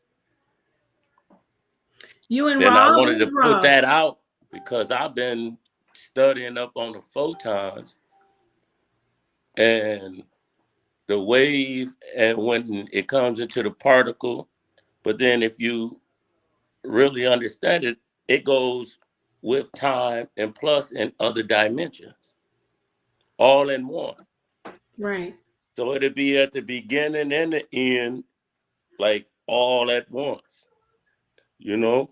So it's pseudo to people that just can't put their hands on and they want to speak on, oh, this is science. But what's not science is what you're saying. Like, where do we start to learn, to grow, to understand what life and death is about? We got to start from somewhere. And right now, we don't know what's going to go on at the afterlife, but we do know energy does not die. Right. And it's the second law of thermodynamics. That's science. Yes, but then at the same time, if dig a little deeper, how do energy burn? How can I burn in hell? Because I'm already burning. And if you go through the 4 elements, which is 5, land, water, air, fire, and ether, that means if you break it down, that's baptism. So I come on more of a aspects of esoteric breakdown of everything, because then you don't put yourself up under one cabinet, because it's knowledge and wisdom and understanding in everything. But we are so divided, we can't come together and just agree on one thing. And I'm gonna park my plane. And I want to say thank you for all of your input, everybody that came in. I mean, the brothers and sa.neter. I do want to point this out, though, sa.neter. You saw me tell Cedric to get up here. Juju and Cedric were right in this chat. They are so scared. They said, we are going to the island.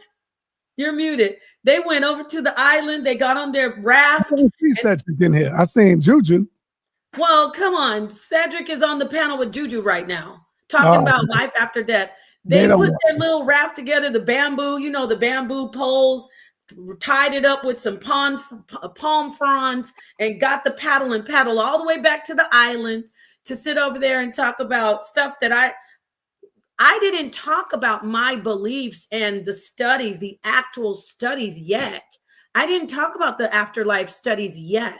I first wanted to come out with the big guns and show them scientists, all types of psychiatrists, psychologists, neurosurgeons, quantum theorists, quantum physicists. Let me ask you a question. They're all backing all of the pseudos. What? And it's still all love. I don't want anybody to take anything personal. Hey, Si, can I ask you a question after you, bro?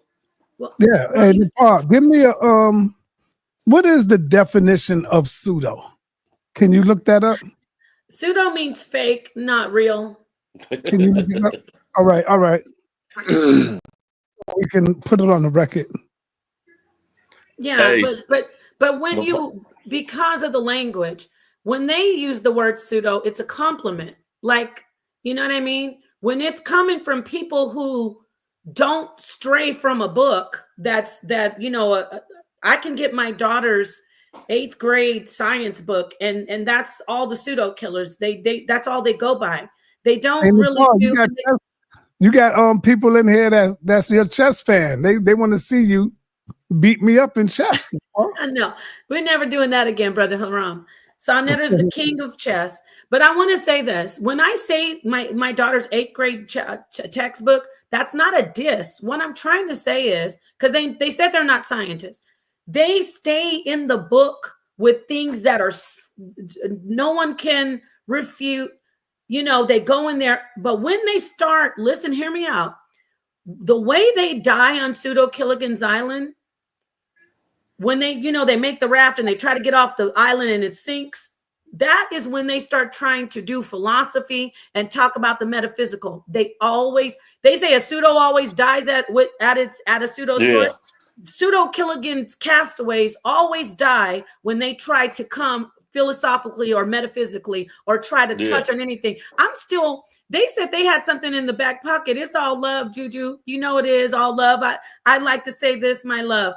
And for Cedric, for the professor, I got some other stuff in the silo. Cedric just was lying his booty off. Excuse me. He was lying his bum off when he was talking about Carl Jung. Carl Jung believed in ghosts. He saw ghosts. He believed in spooky. They asked him, so now do you believe that God exists? You know what Carl Jung said? He said, I don't believe God exists.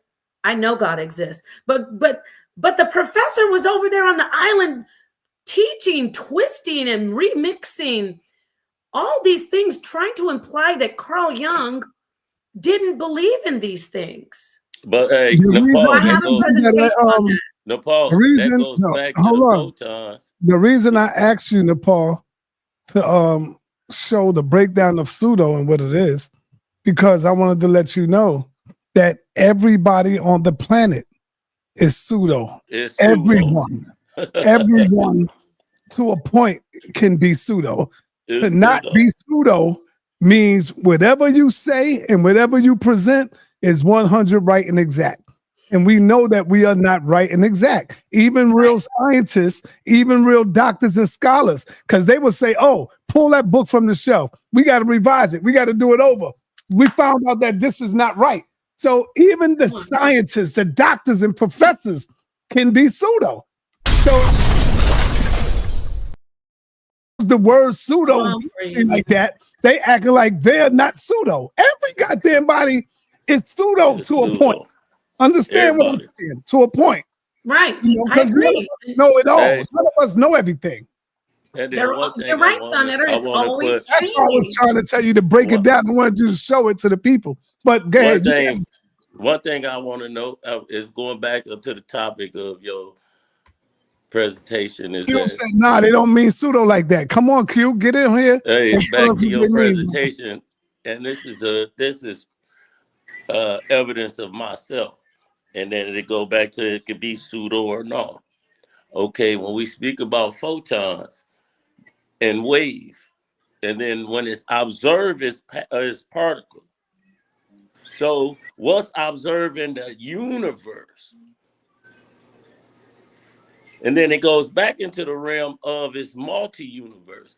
So it's something have to be observing the universe for the photons to be in particles.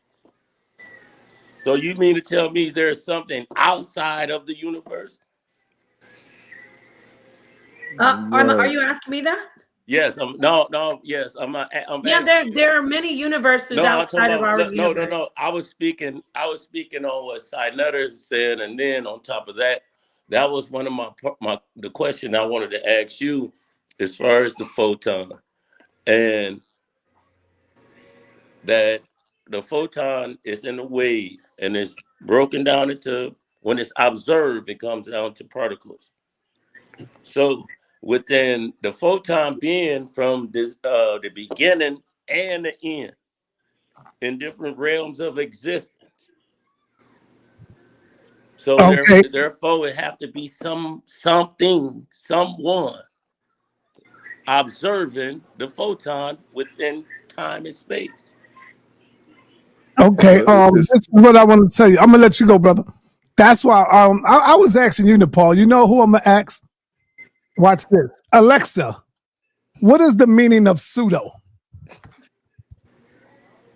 The word pseudo is typically defined as, not actually, but having the appearance of, pretended, false or spurious, sham.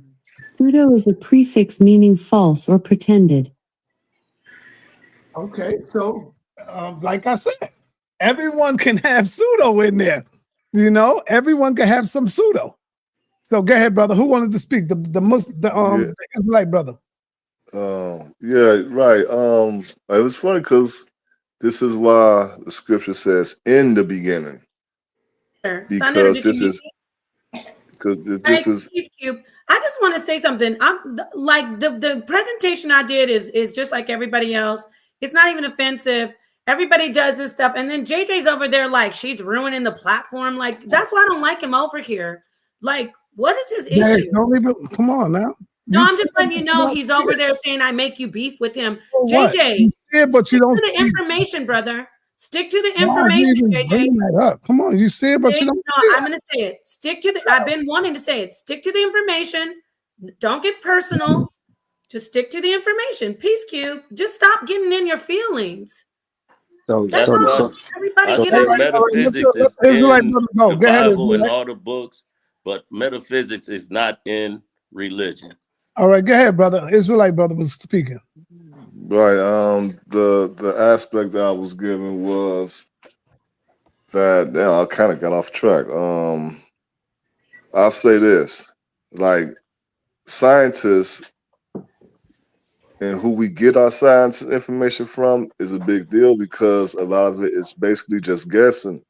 Because if y'all heard of the Meridian Kingdom, that's beneath the ocean, is so beneath the ocean that they have not, in no way, shape, form, or fashion, were able to reach down there because the pressure gets so tight, they will actually die.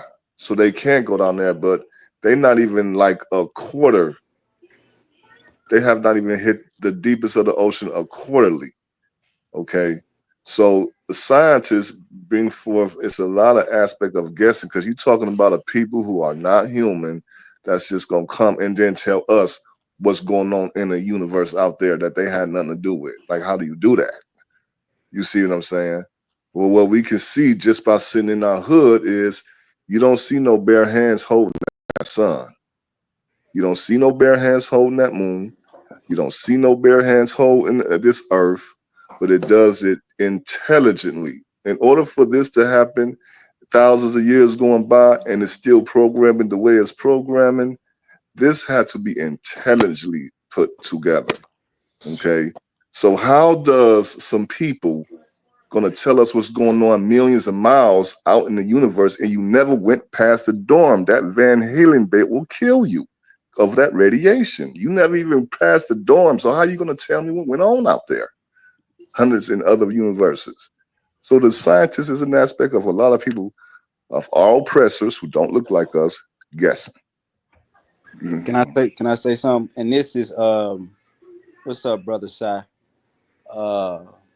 What the brother just spoke was truth, and I'm glad you spoke on that. Because Napah is we Hallelujah.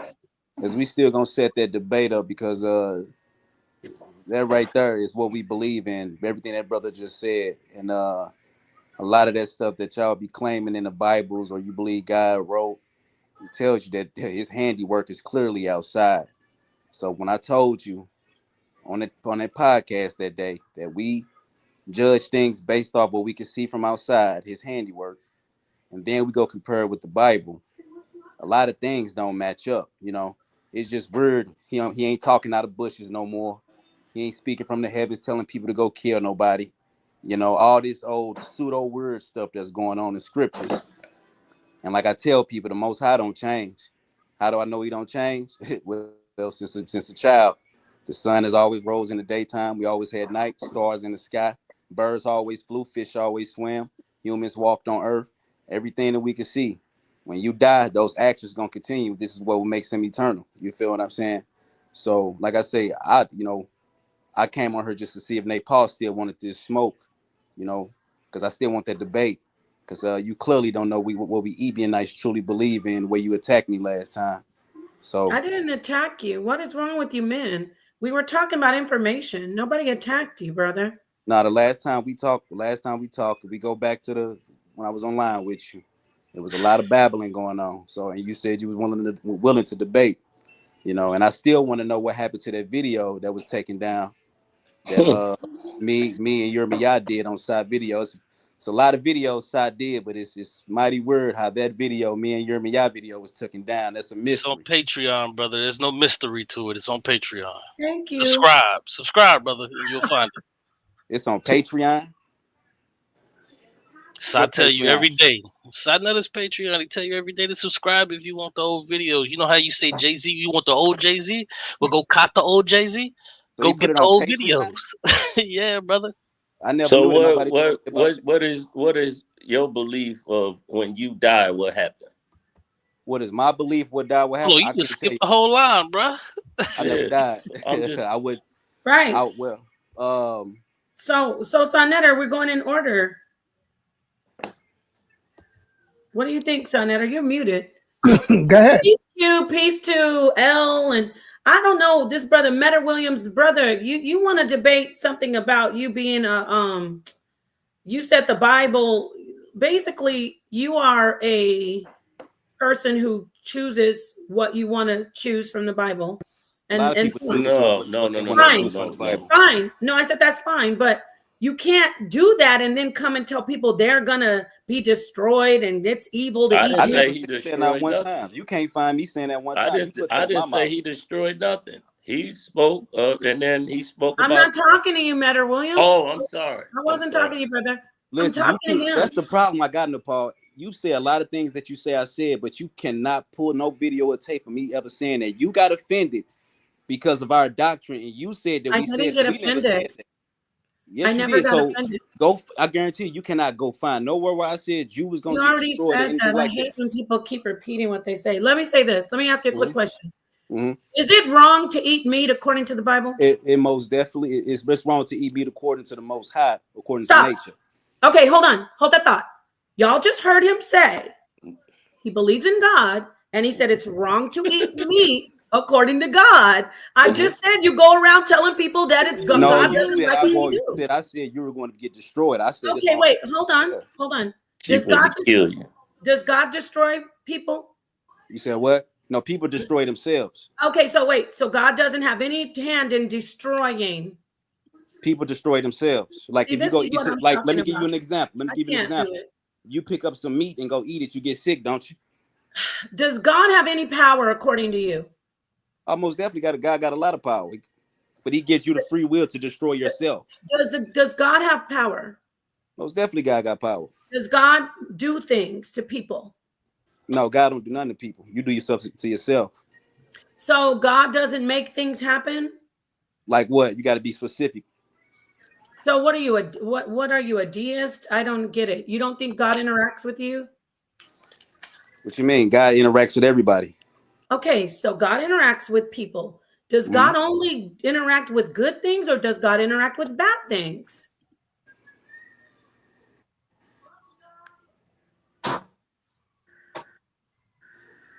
Say that again. I think something I think the phone started loading. Now let's get on my side. Now what was you saying? Does the Bible say that God does things to people, passing judgment? That's what the Bible says. I told you. Do you as a Nazarite, you're a Nazarite, right? Or you're Ebionite. You're Ebionite.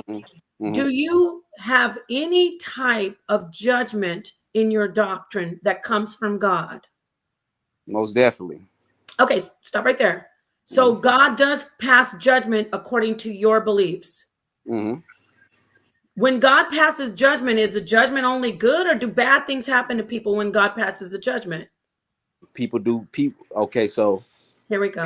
People are rewarded according to their sins. So I'm going to ask you let again. me give you. No, you're not doing that, because you will go forever. Because I remember you. I'm asking you specific questions. You're an Ebionite. You said God passes judgment. Just stop me if you didn't say it. You said God passes judgment.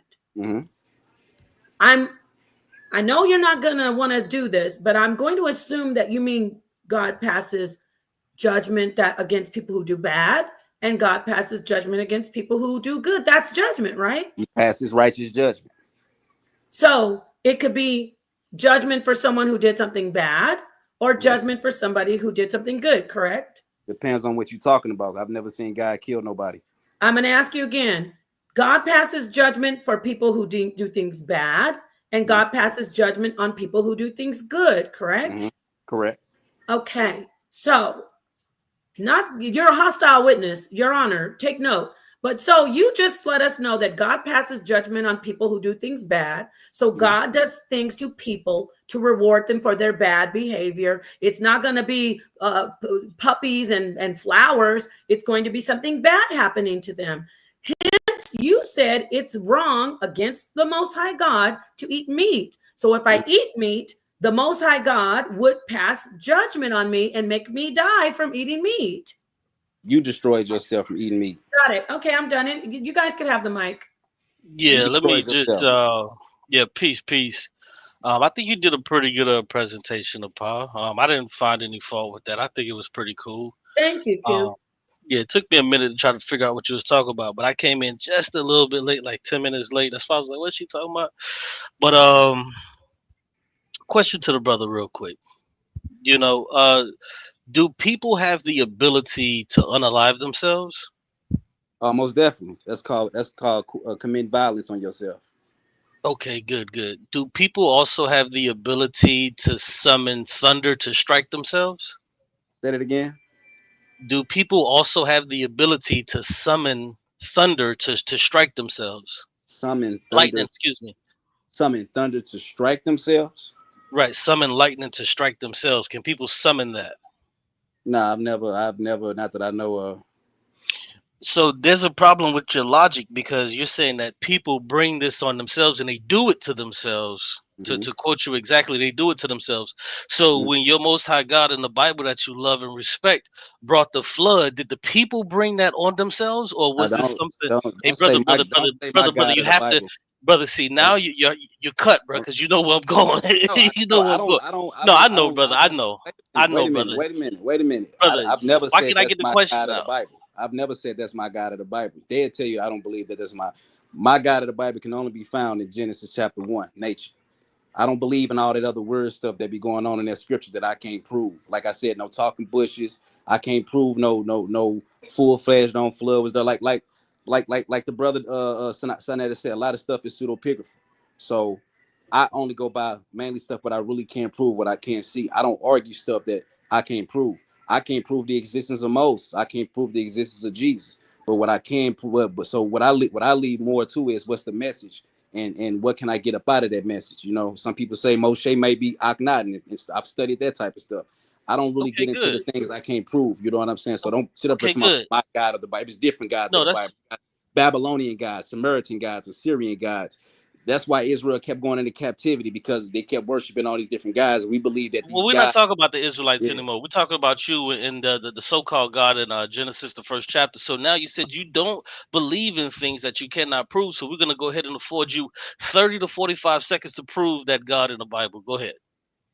Most definitely. So just like the brother said, how everything was created intelligently, and so we can see that this world is governed by a providence. So we believe that this is God's providence, you know, and we believe in universal law, and it's simple: doing to others as you want done it to yourself. You want nobody to steal from you, so you shouldn't steal. You want nobody to kill from you, you shouldn't kill. You want nobody defiling your bed, so you should commit fornication. So it's just simple like that. We don't believe in 316 laws. We don't believe that God rests, none of that Sabbath stuff. What we can clearly see outside is that the Most High works has always continued. You know what I'm saying? And so this is what. Thank you for that, brother. We appreciate that. Now, see, sa.neter, you asked a question earlier about what pseudo is. That's the pseudo that these brothers are talking about.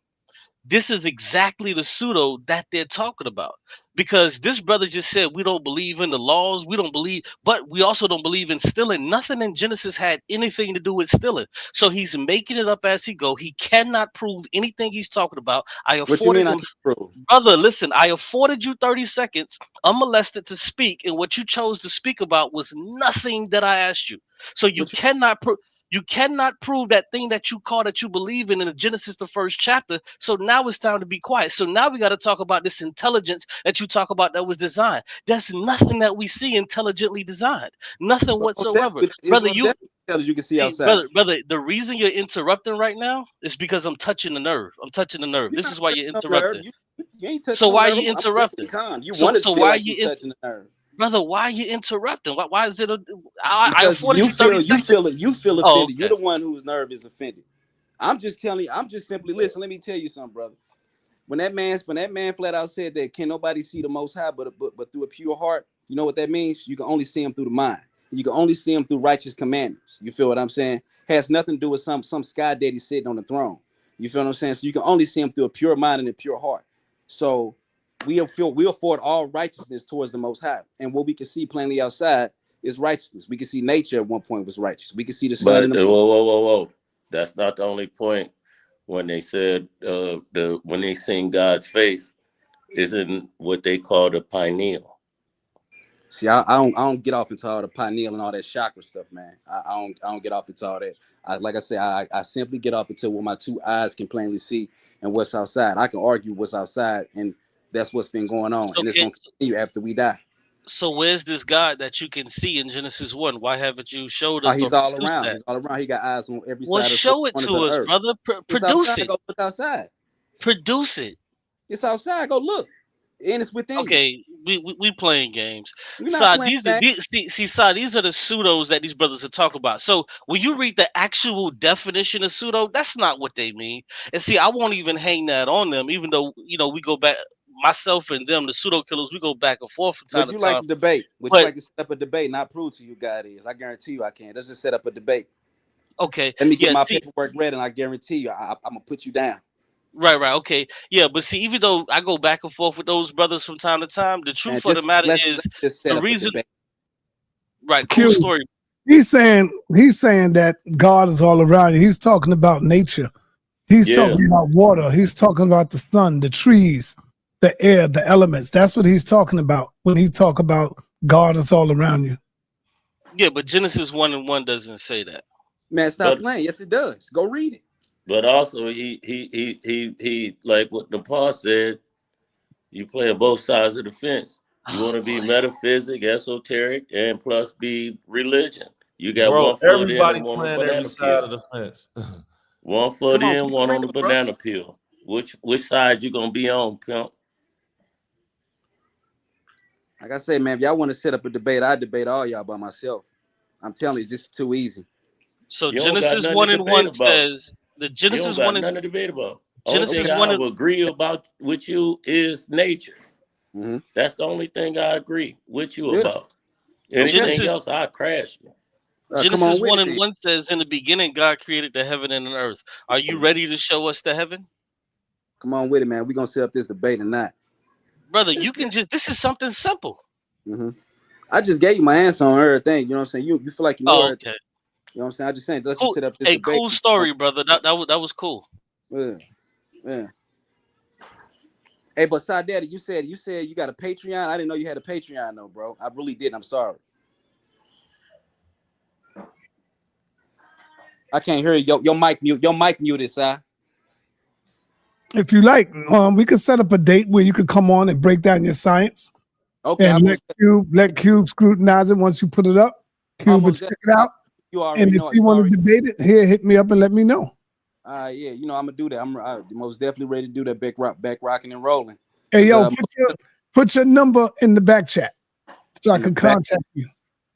You know, this brother was on before, right, sa.neter? This is the brother. It was him and his man. Yeah, Yirmiyahu came on with them. Shout out to Yirmiyahu. Yeah. You said the back chat? Yeah, where it says people. See where it says 6 people on the side on the right? Yeah. Click Let me that. see if you get it. 314-359-02. Yeah, I got you. You got it. No. Cool. I got it, brother. I got it. Where it says something. So if your God is just nature, let me say this before I go to L. If your God is just nature, then I don't think we have anything to discuss, because what you're doing is just semantics. Yeah, I heard So what I you don't said. think we have anything to We'll discuss. get to it on the debate. You know what I'm saying? I ain't finna give you no more leeway. What you think? Listen, What? bro. I've been doing this for a long So you time. don't Let's even just want to converse about the debate? You just want to jump into the ring? we'll converse on the debate since you know everything. You know, it's no reason to ask no questions if you think you the teacher already. You feel what I'm saying? You got the answers. So, you know, we'll figure we gonna figure this out. You know, I very much know what I'm doing, know what I'm gonna say.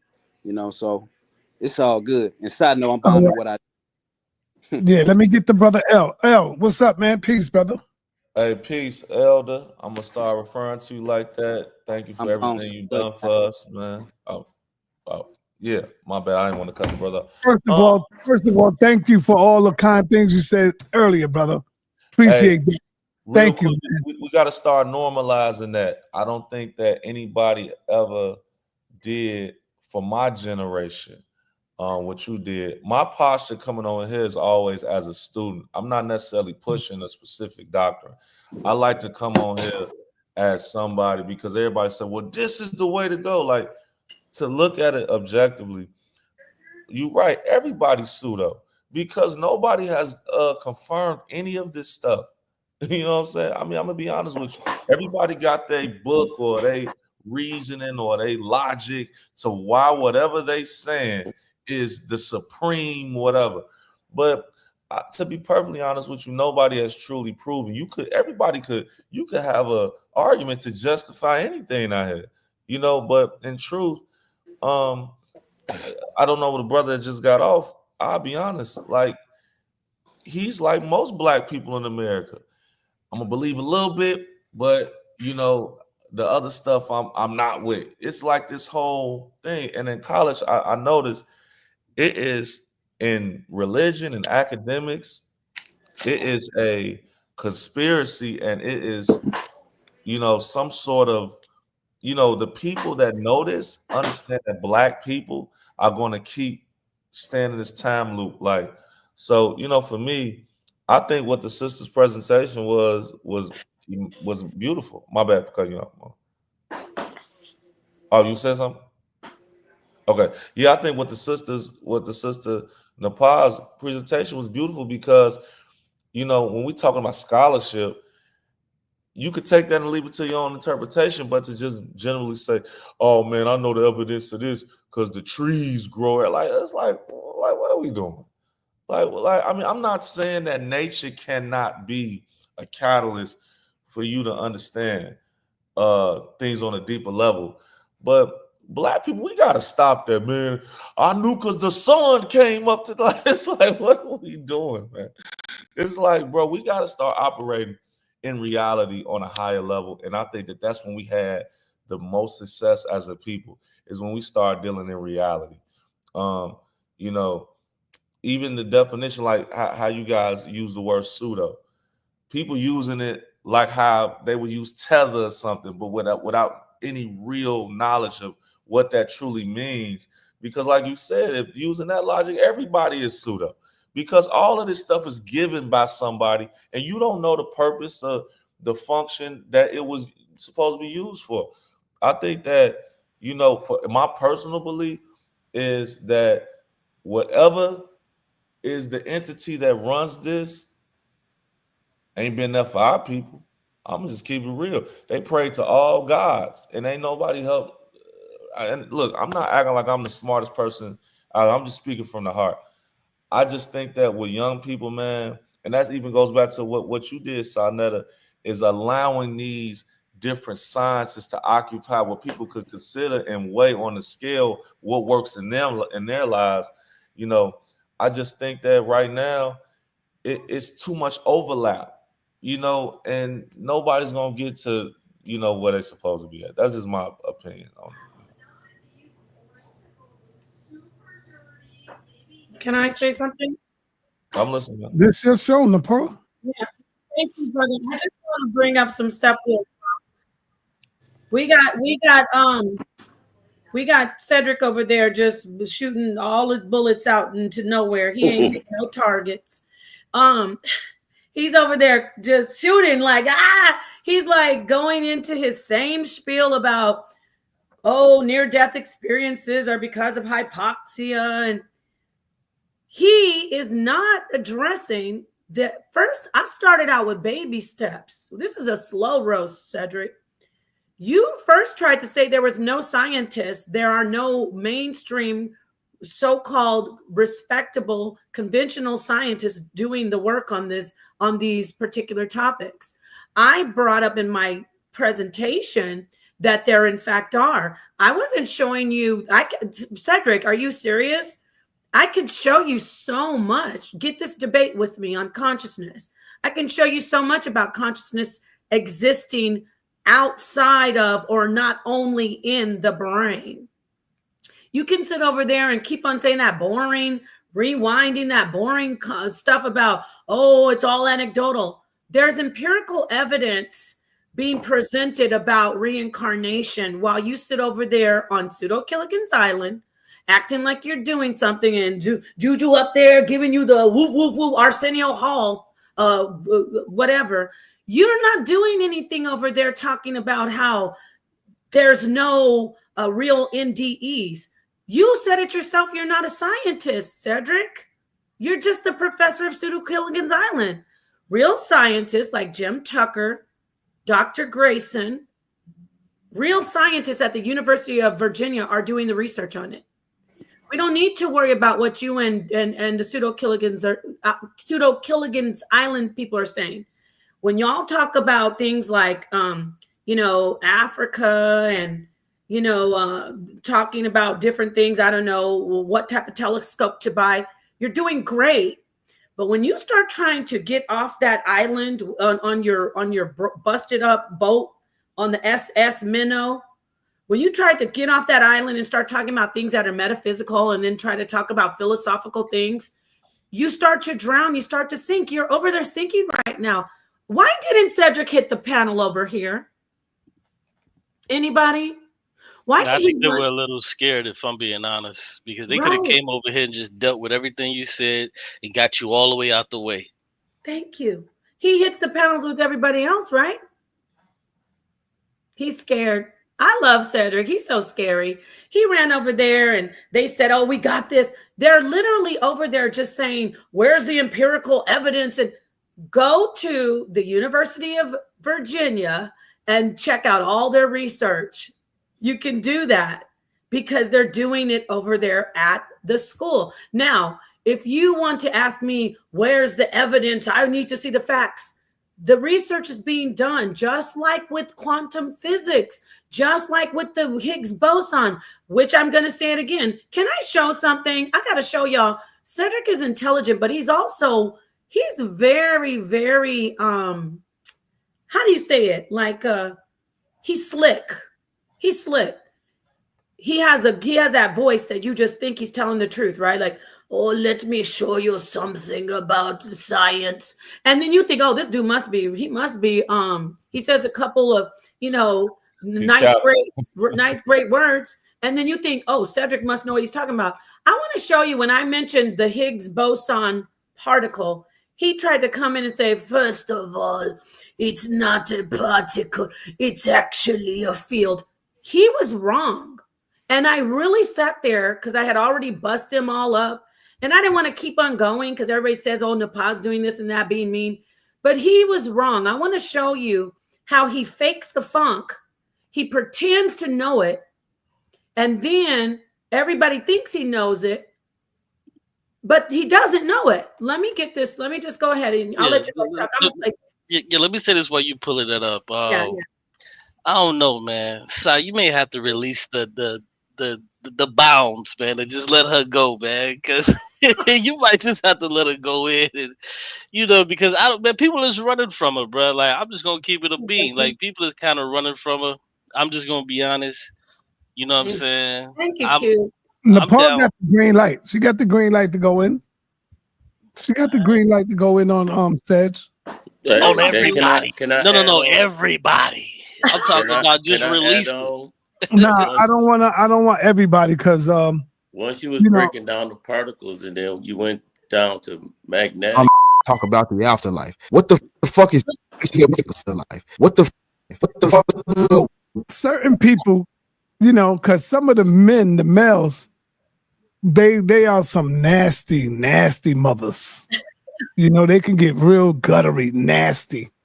You That's know, why you gotta let it go. when So they she get hurt, their feelings get hurt by a woman. That's what I'm talking about. No, but I can be. I'm not gonna lie, sa.neter. Like I've been really trying to control myself because I have in the past hurt a lot of feelings and I didn't know it. Not just men, women too. But lately I have. Cube is right, and people run from Cube. Shout out to Elder Yara. What is that noise? Oh, that's me. I was editing while you was talking. My bad. Oh, but as of lately though, I don't really I don't even do anything besides try to get the information, and they do run. So I want to show you something real quick. I want to show you guys how on that panel, sa.neter, I need you to look also, please. Cedric set up on the. Hear that, so we can still hear that. Yeah, we can hear that. Oh man. Cedric sat on the panel with us once when we had the Sister Doc 2 Suite on. And he was like acting like he knew what he was talking about. He told us that they figured out superposition with Schrodinger's cat. He didn't say superposition, but he was like, "Oh, we found out everything. It's not spooky. We know what gravitons are." No, you don't. You're fabricating these things. I don't want to call you a liar, Professor, but look at this. Okay, listen to this. What he says. He says that the Higgs boson is not a particle, but it is. He doesn't know, or he didn't know, how to distinguish between the Higgs field and the Higgs boson particle, which is. I'm sorry. Sa, can you take that down so we can see the bottom portion of a video? Oh, yeah, we can't read everything. Right. I'll read it for you too. Thanks for it. Says the professor of Pseudo-Gilligan's Island often says misleading things about science because he thinks no one in the community is familiar with the information, especially not his fellow castaways. Out of the Higgs boson field, because the Higgs boson is a field.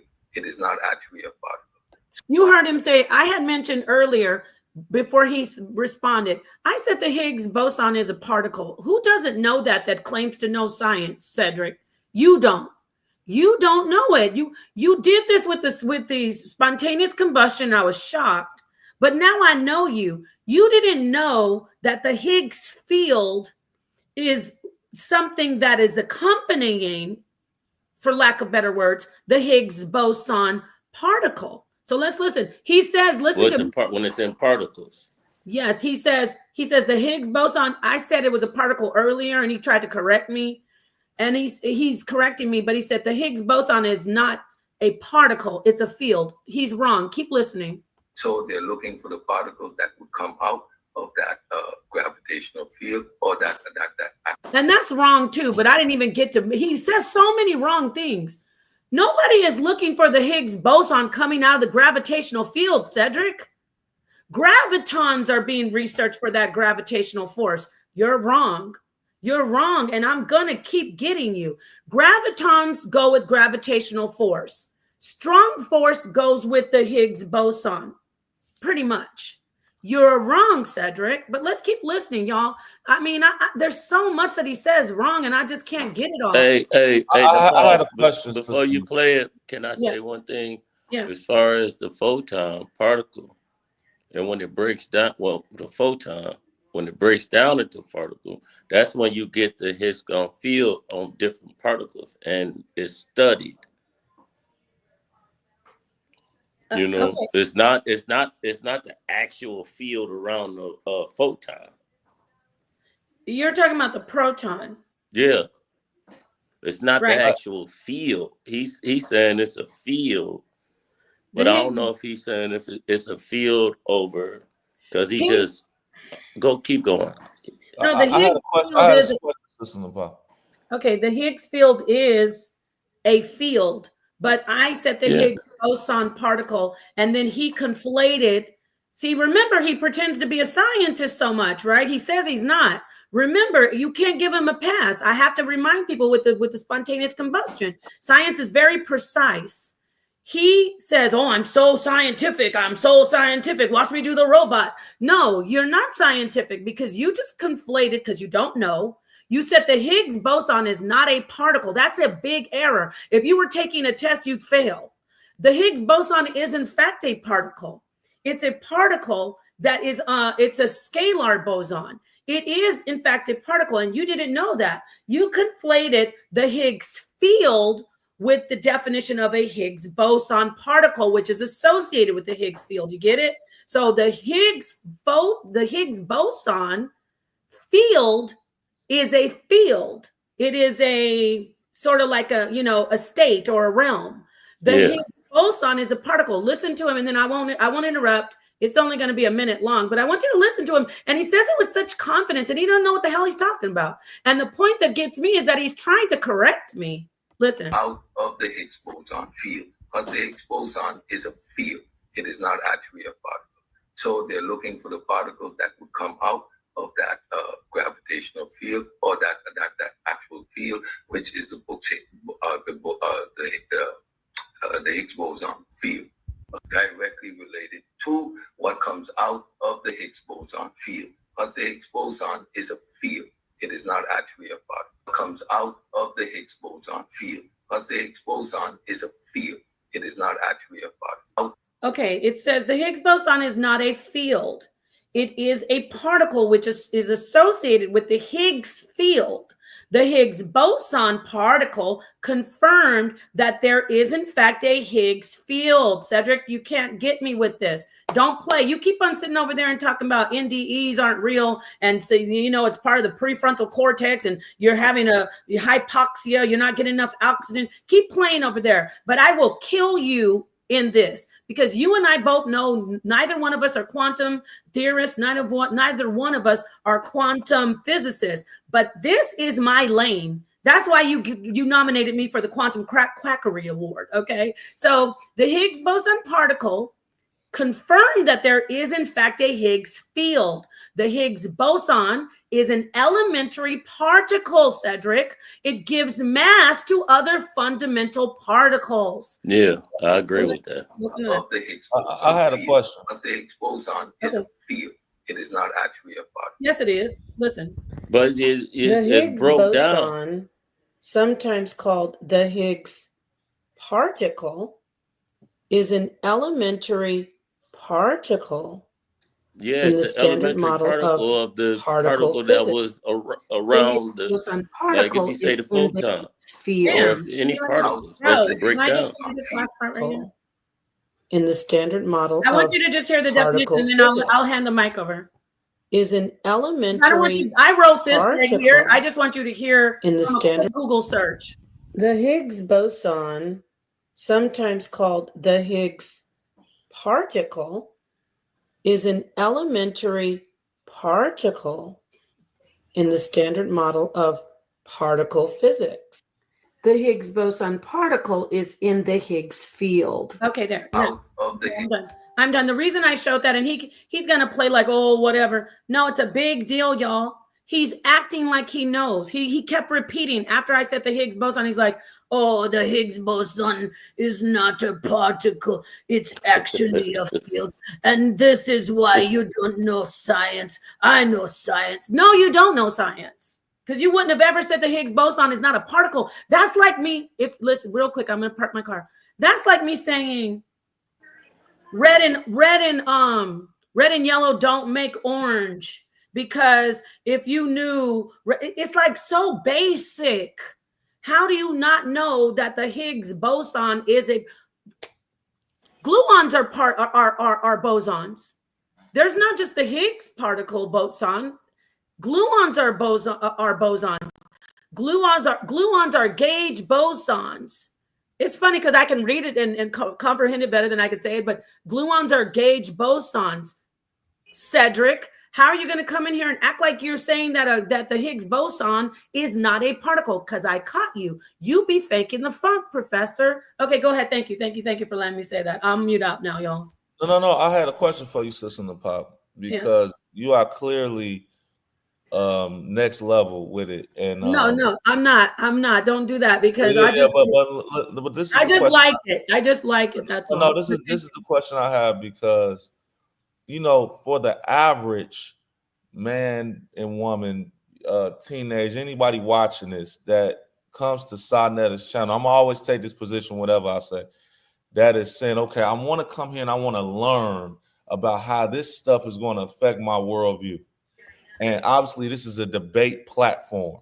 When you're talking and you're debating scholarship, and you said, okay, well, dude, it's like you can't say you're a mechanic if you don't know how to change. If you saying that the oil was, it's like clear things that if you don't know this, you cannot be position yourself as an authority. I guess the question I got for you is this: how does this translate to the common man and woman in their worldview? In a sense of, Malcolm always say, make it plain, brother. You know what I'm saying? You know how it does, real quick? It's all about our material selves. That's what it's about. It's our existence. But hold on, one thing. Hey, Napah, can I answer this question? Let Please. me let the brother finish. I'm sorry, I interrupted. Let me answer that question. I just really quickly. I love y'all. Y'all the elders. I went to University of Illinois, and I used to see in like because I had some friends that was in the engineering department. Obviously, it's the 4th biggest engineering school in the country, or at least in the top 10 now. When I went, it was number 4. And you didn't see a black face in there. Not one black face. So this is where this type of talk, this is the realm where this type of talk was in. And a lot of our people don't understand it from that level, from a true technical level, when it comes to stuff that could be affecting their lives. So I guess the question is this: all in all, when you evaluate that amongst the Christianity conversation of the world, amongst the Islamic, the Kemetic conversation, where does it land, and how does it affect the Gen Z, Gen A young millennials moving forward, and how they perceive life? Thank you. Oh, wow. How does it affect you? I would say that you get to, for me, I'm going to tell you how. When I give this information out, you can always tell when someone's religious, whatever their God is. I don't sit and laugh and, oh, we're together and I'm looking down on you. You're so dumb. You guys don't know anything. That is how it affects you, number one, in a negative way, where they want you in Pseudo Gilligan's Island. They want you to be afraid to say, oh, only they. It happens not just with Pseudo Gilligan's Island. It happens with all of these people who teach things. When they see someone has an interest in something, they want to keep it to themselves and make it like, we're the elite VIP. We're sprinkling it down on you little peasants. I don't do that. When I come in, now I will, but you saw me earlier talking to that brother. Shout out to Ron Dalton. That's not what I'm talking about when I'm going mano a mano, like same level. When I get up and teach, I never want people to feel like, you're so dumb. No one can ever learn this. It's like they want you to feel like that. So people who are like you and your age, and even people who just maybe want to find out about it, they go, oh, it's not for me, or it's boring, or I'll never get it. That is the way it affects people negatively. I try to come in and tell people, and I'm telling you right now, the only reason I know it is because I find it interesting. So, because I'll be looking. So can I be with you? Real quick. Everybody knows me. I'm like looking for the spiritual, spooky pseudo side of it.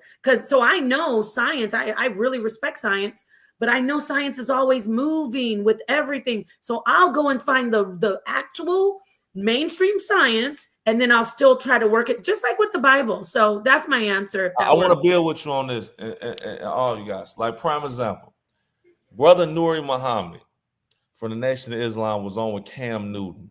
They did a big interview the other day. I don't know if everybody saw it.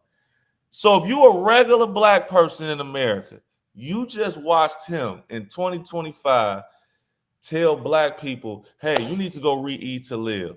Now, they don't know nothing about none of this. They living in the regular world, but now he's bringing that with a dude that's in the secular world. Now, what am I saying? I watched on this platform Brother Polite and another brother from the Nation of Islam, well, he's not, debate about, is that doctrine still applicable in the year, obviously in the 2000s and stuff like that. What I'm saying is this, it's the same thing. It's like, where does this actually help us in the long and short of things. Like if Malcolm I X want was to answer that question, but yeah, continue. Yeah, I want go to ahead answer and that. answer that I'm question. about to finish out. If Malcolm X was in the 50s telling black people, "Hey, brother, stop eating pork," black people they like, "Why would I stop eating pork?" And scientifically, it might be all these scientific reasons. But he said, "Hey, man, brother, this is not good for your health." So now they can apply it to their life and say, "You know what? Okay, I might not even follow the Nation of Islam, but I'll eliminate that out my diet." I'm just saying, like, what is that equivalent in this? How does this help our people move forward out of this condition? That's my question. Here's the answer to that. It doesn't. There's nothing about this in this current day and time, 5/6/2025, that has anything to do with regular people that are on the ground that are just working every day trying to survive. It has nothing to do with us. Now, here's the I caveat. agree. Here's the caveat. Now, if we can use this to somehow transform it to get us to another planet, or somehow use it to help us in our bodies or something like that, or move towards transhumanism or something like that, then we'll say, okay, well, it can be used for that. But right now, this very day, a lot of us, we just use it to have fun with it. It's a sport. We Why we enjoy it. having Whoa, fun whoa, at whoa, war? whoa, whoa, whoa, whoa, whoa, whoa, whoa, See, I whoa, love whoa, what the whoa, brother now. just said. I Whoa, love what the whoa, brother whoa, just said. whoa, now. Because a lot of us don't use it just for sport. Well, hold From the on. Let me just finish example, real quick. Let me just finish real quick. go I ahead. only got just one stanza left. So here's the thing: when you talking about like the Bible or the Quran, I'm gonna hit Hmm. y'all with something. This may blow your mind. The Bible and the Quran is more helpful for us today than any of the science that we even No, talking. cause, Brother, come okay, on. go ahead. I'm Let me sorry, I just, apologize. brother, you gotta have it. It can help us more today because listen, learning about the Higgs boson has nothing to do with your diet. Learning about the Higgs boson has nothing to do how you should treat each other. Nothing whatsoever. Even though I disagree with the Bible, I disagree with the Quran, I'm an atheist, I disagree with religion, but I understand where we are as humans. So I understand it. So even though I knock down, beat down religion, all of that, I understand that it's necessary for some people, and that's all I gotta say. And I'm not trying to be funny or No, I chastise agree. I anybody. agree. I I, agree. I want to I finish had to this last see. I had part, to then take a pause for I'll the shut up. I cause, and I promise. agree. Because But because I apologize. I'm gonna say this one last thing. Because like even what the brother just said, right? And when you talk about scientific um innovation and understanding, because the sister was basically saying, "Oh, the brother's not. He's misquoting things, or he's not saying things that are accurate to essentially denote the fact that he may not be an authority on what he's preaching." I look at in Chicago, right here where I'm at. You got University of Chicago.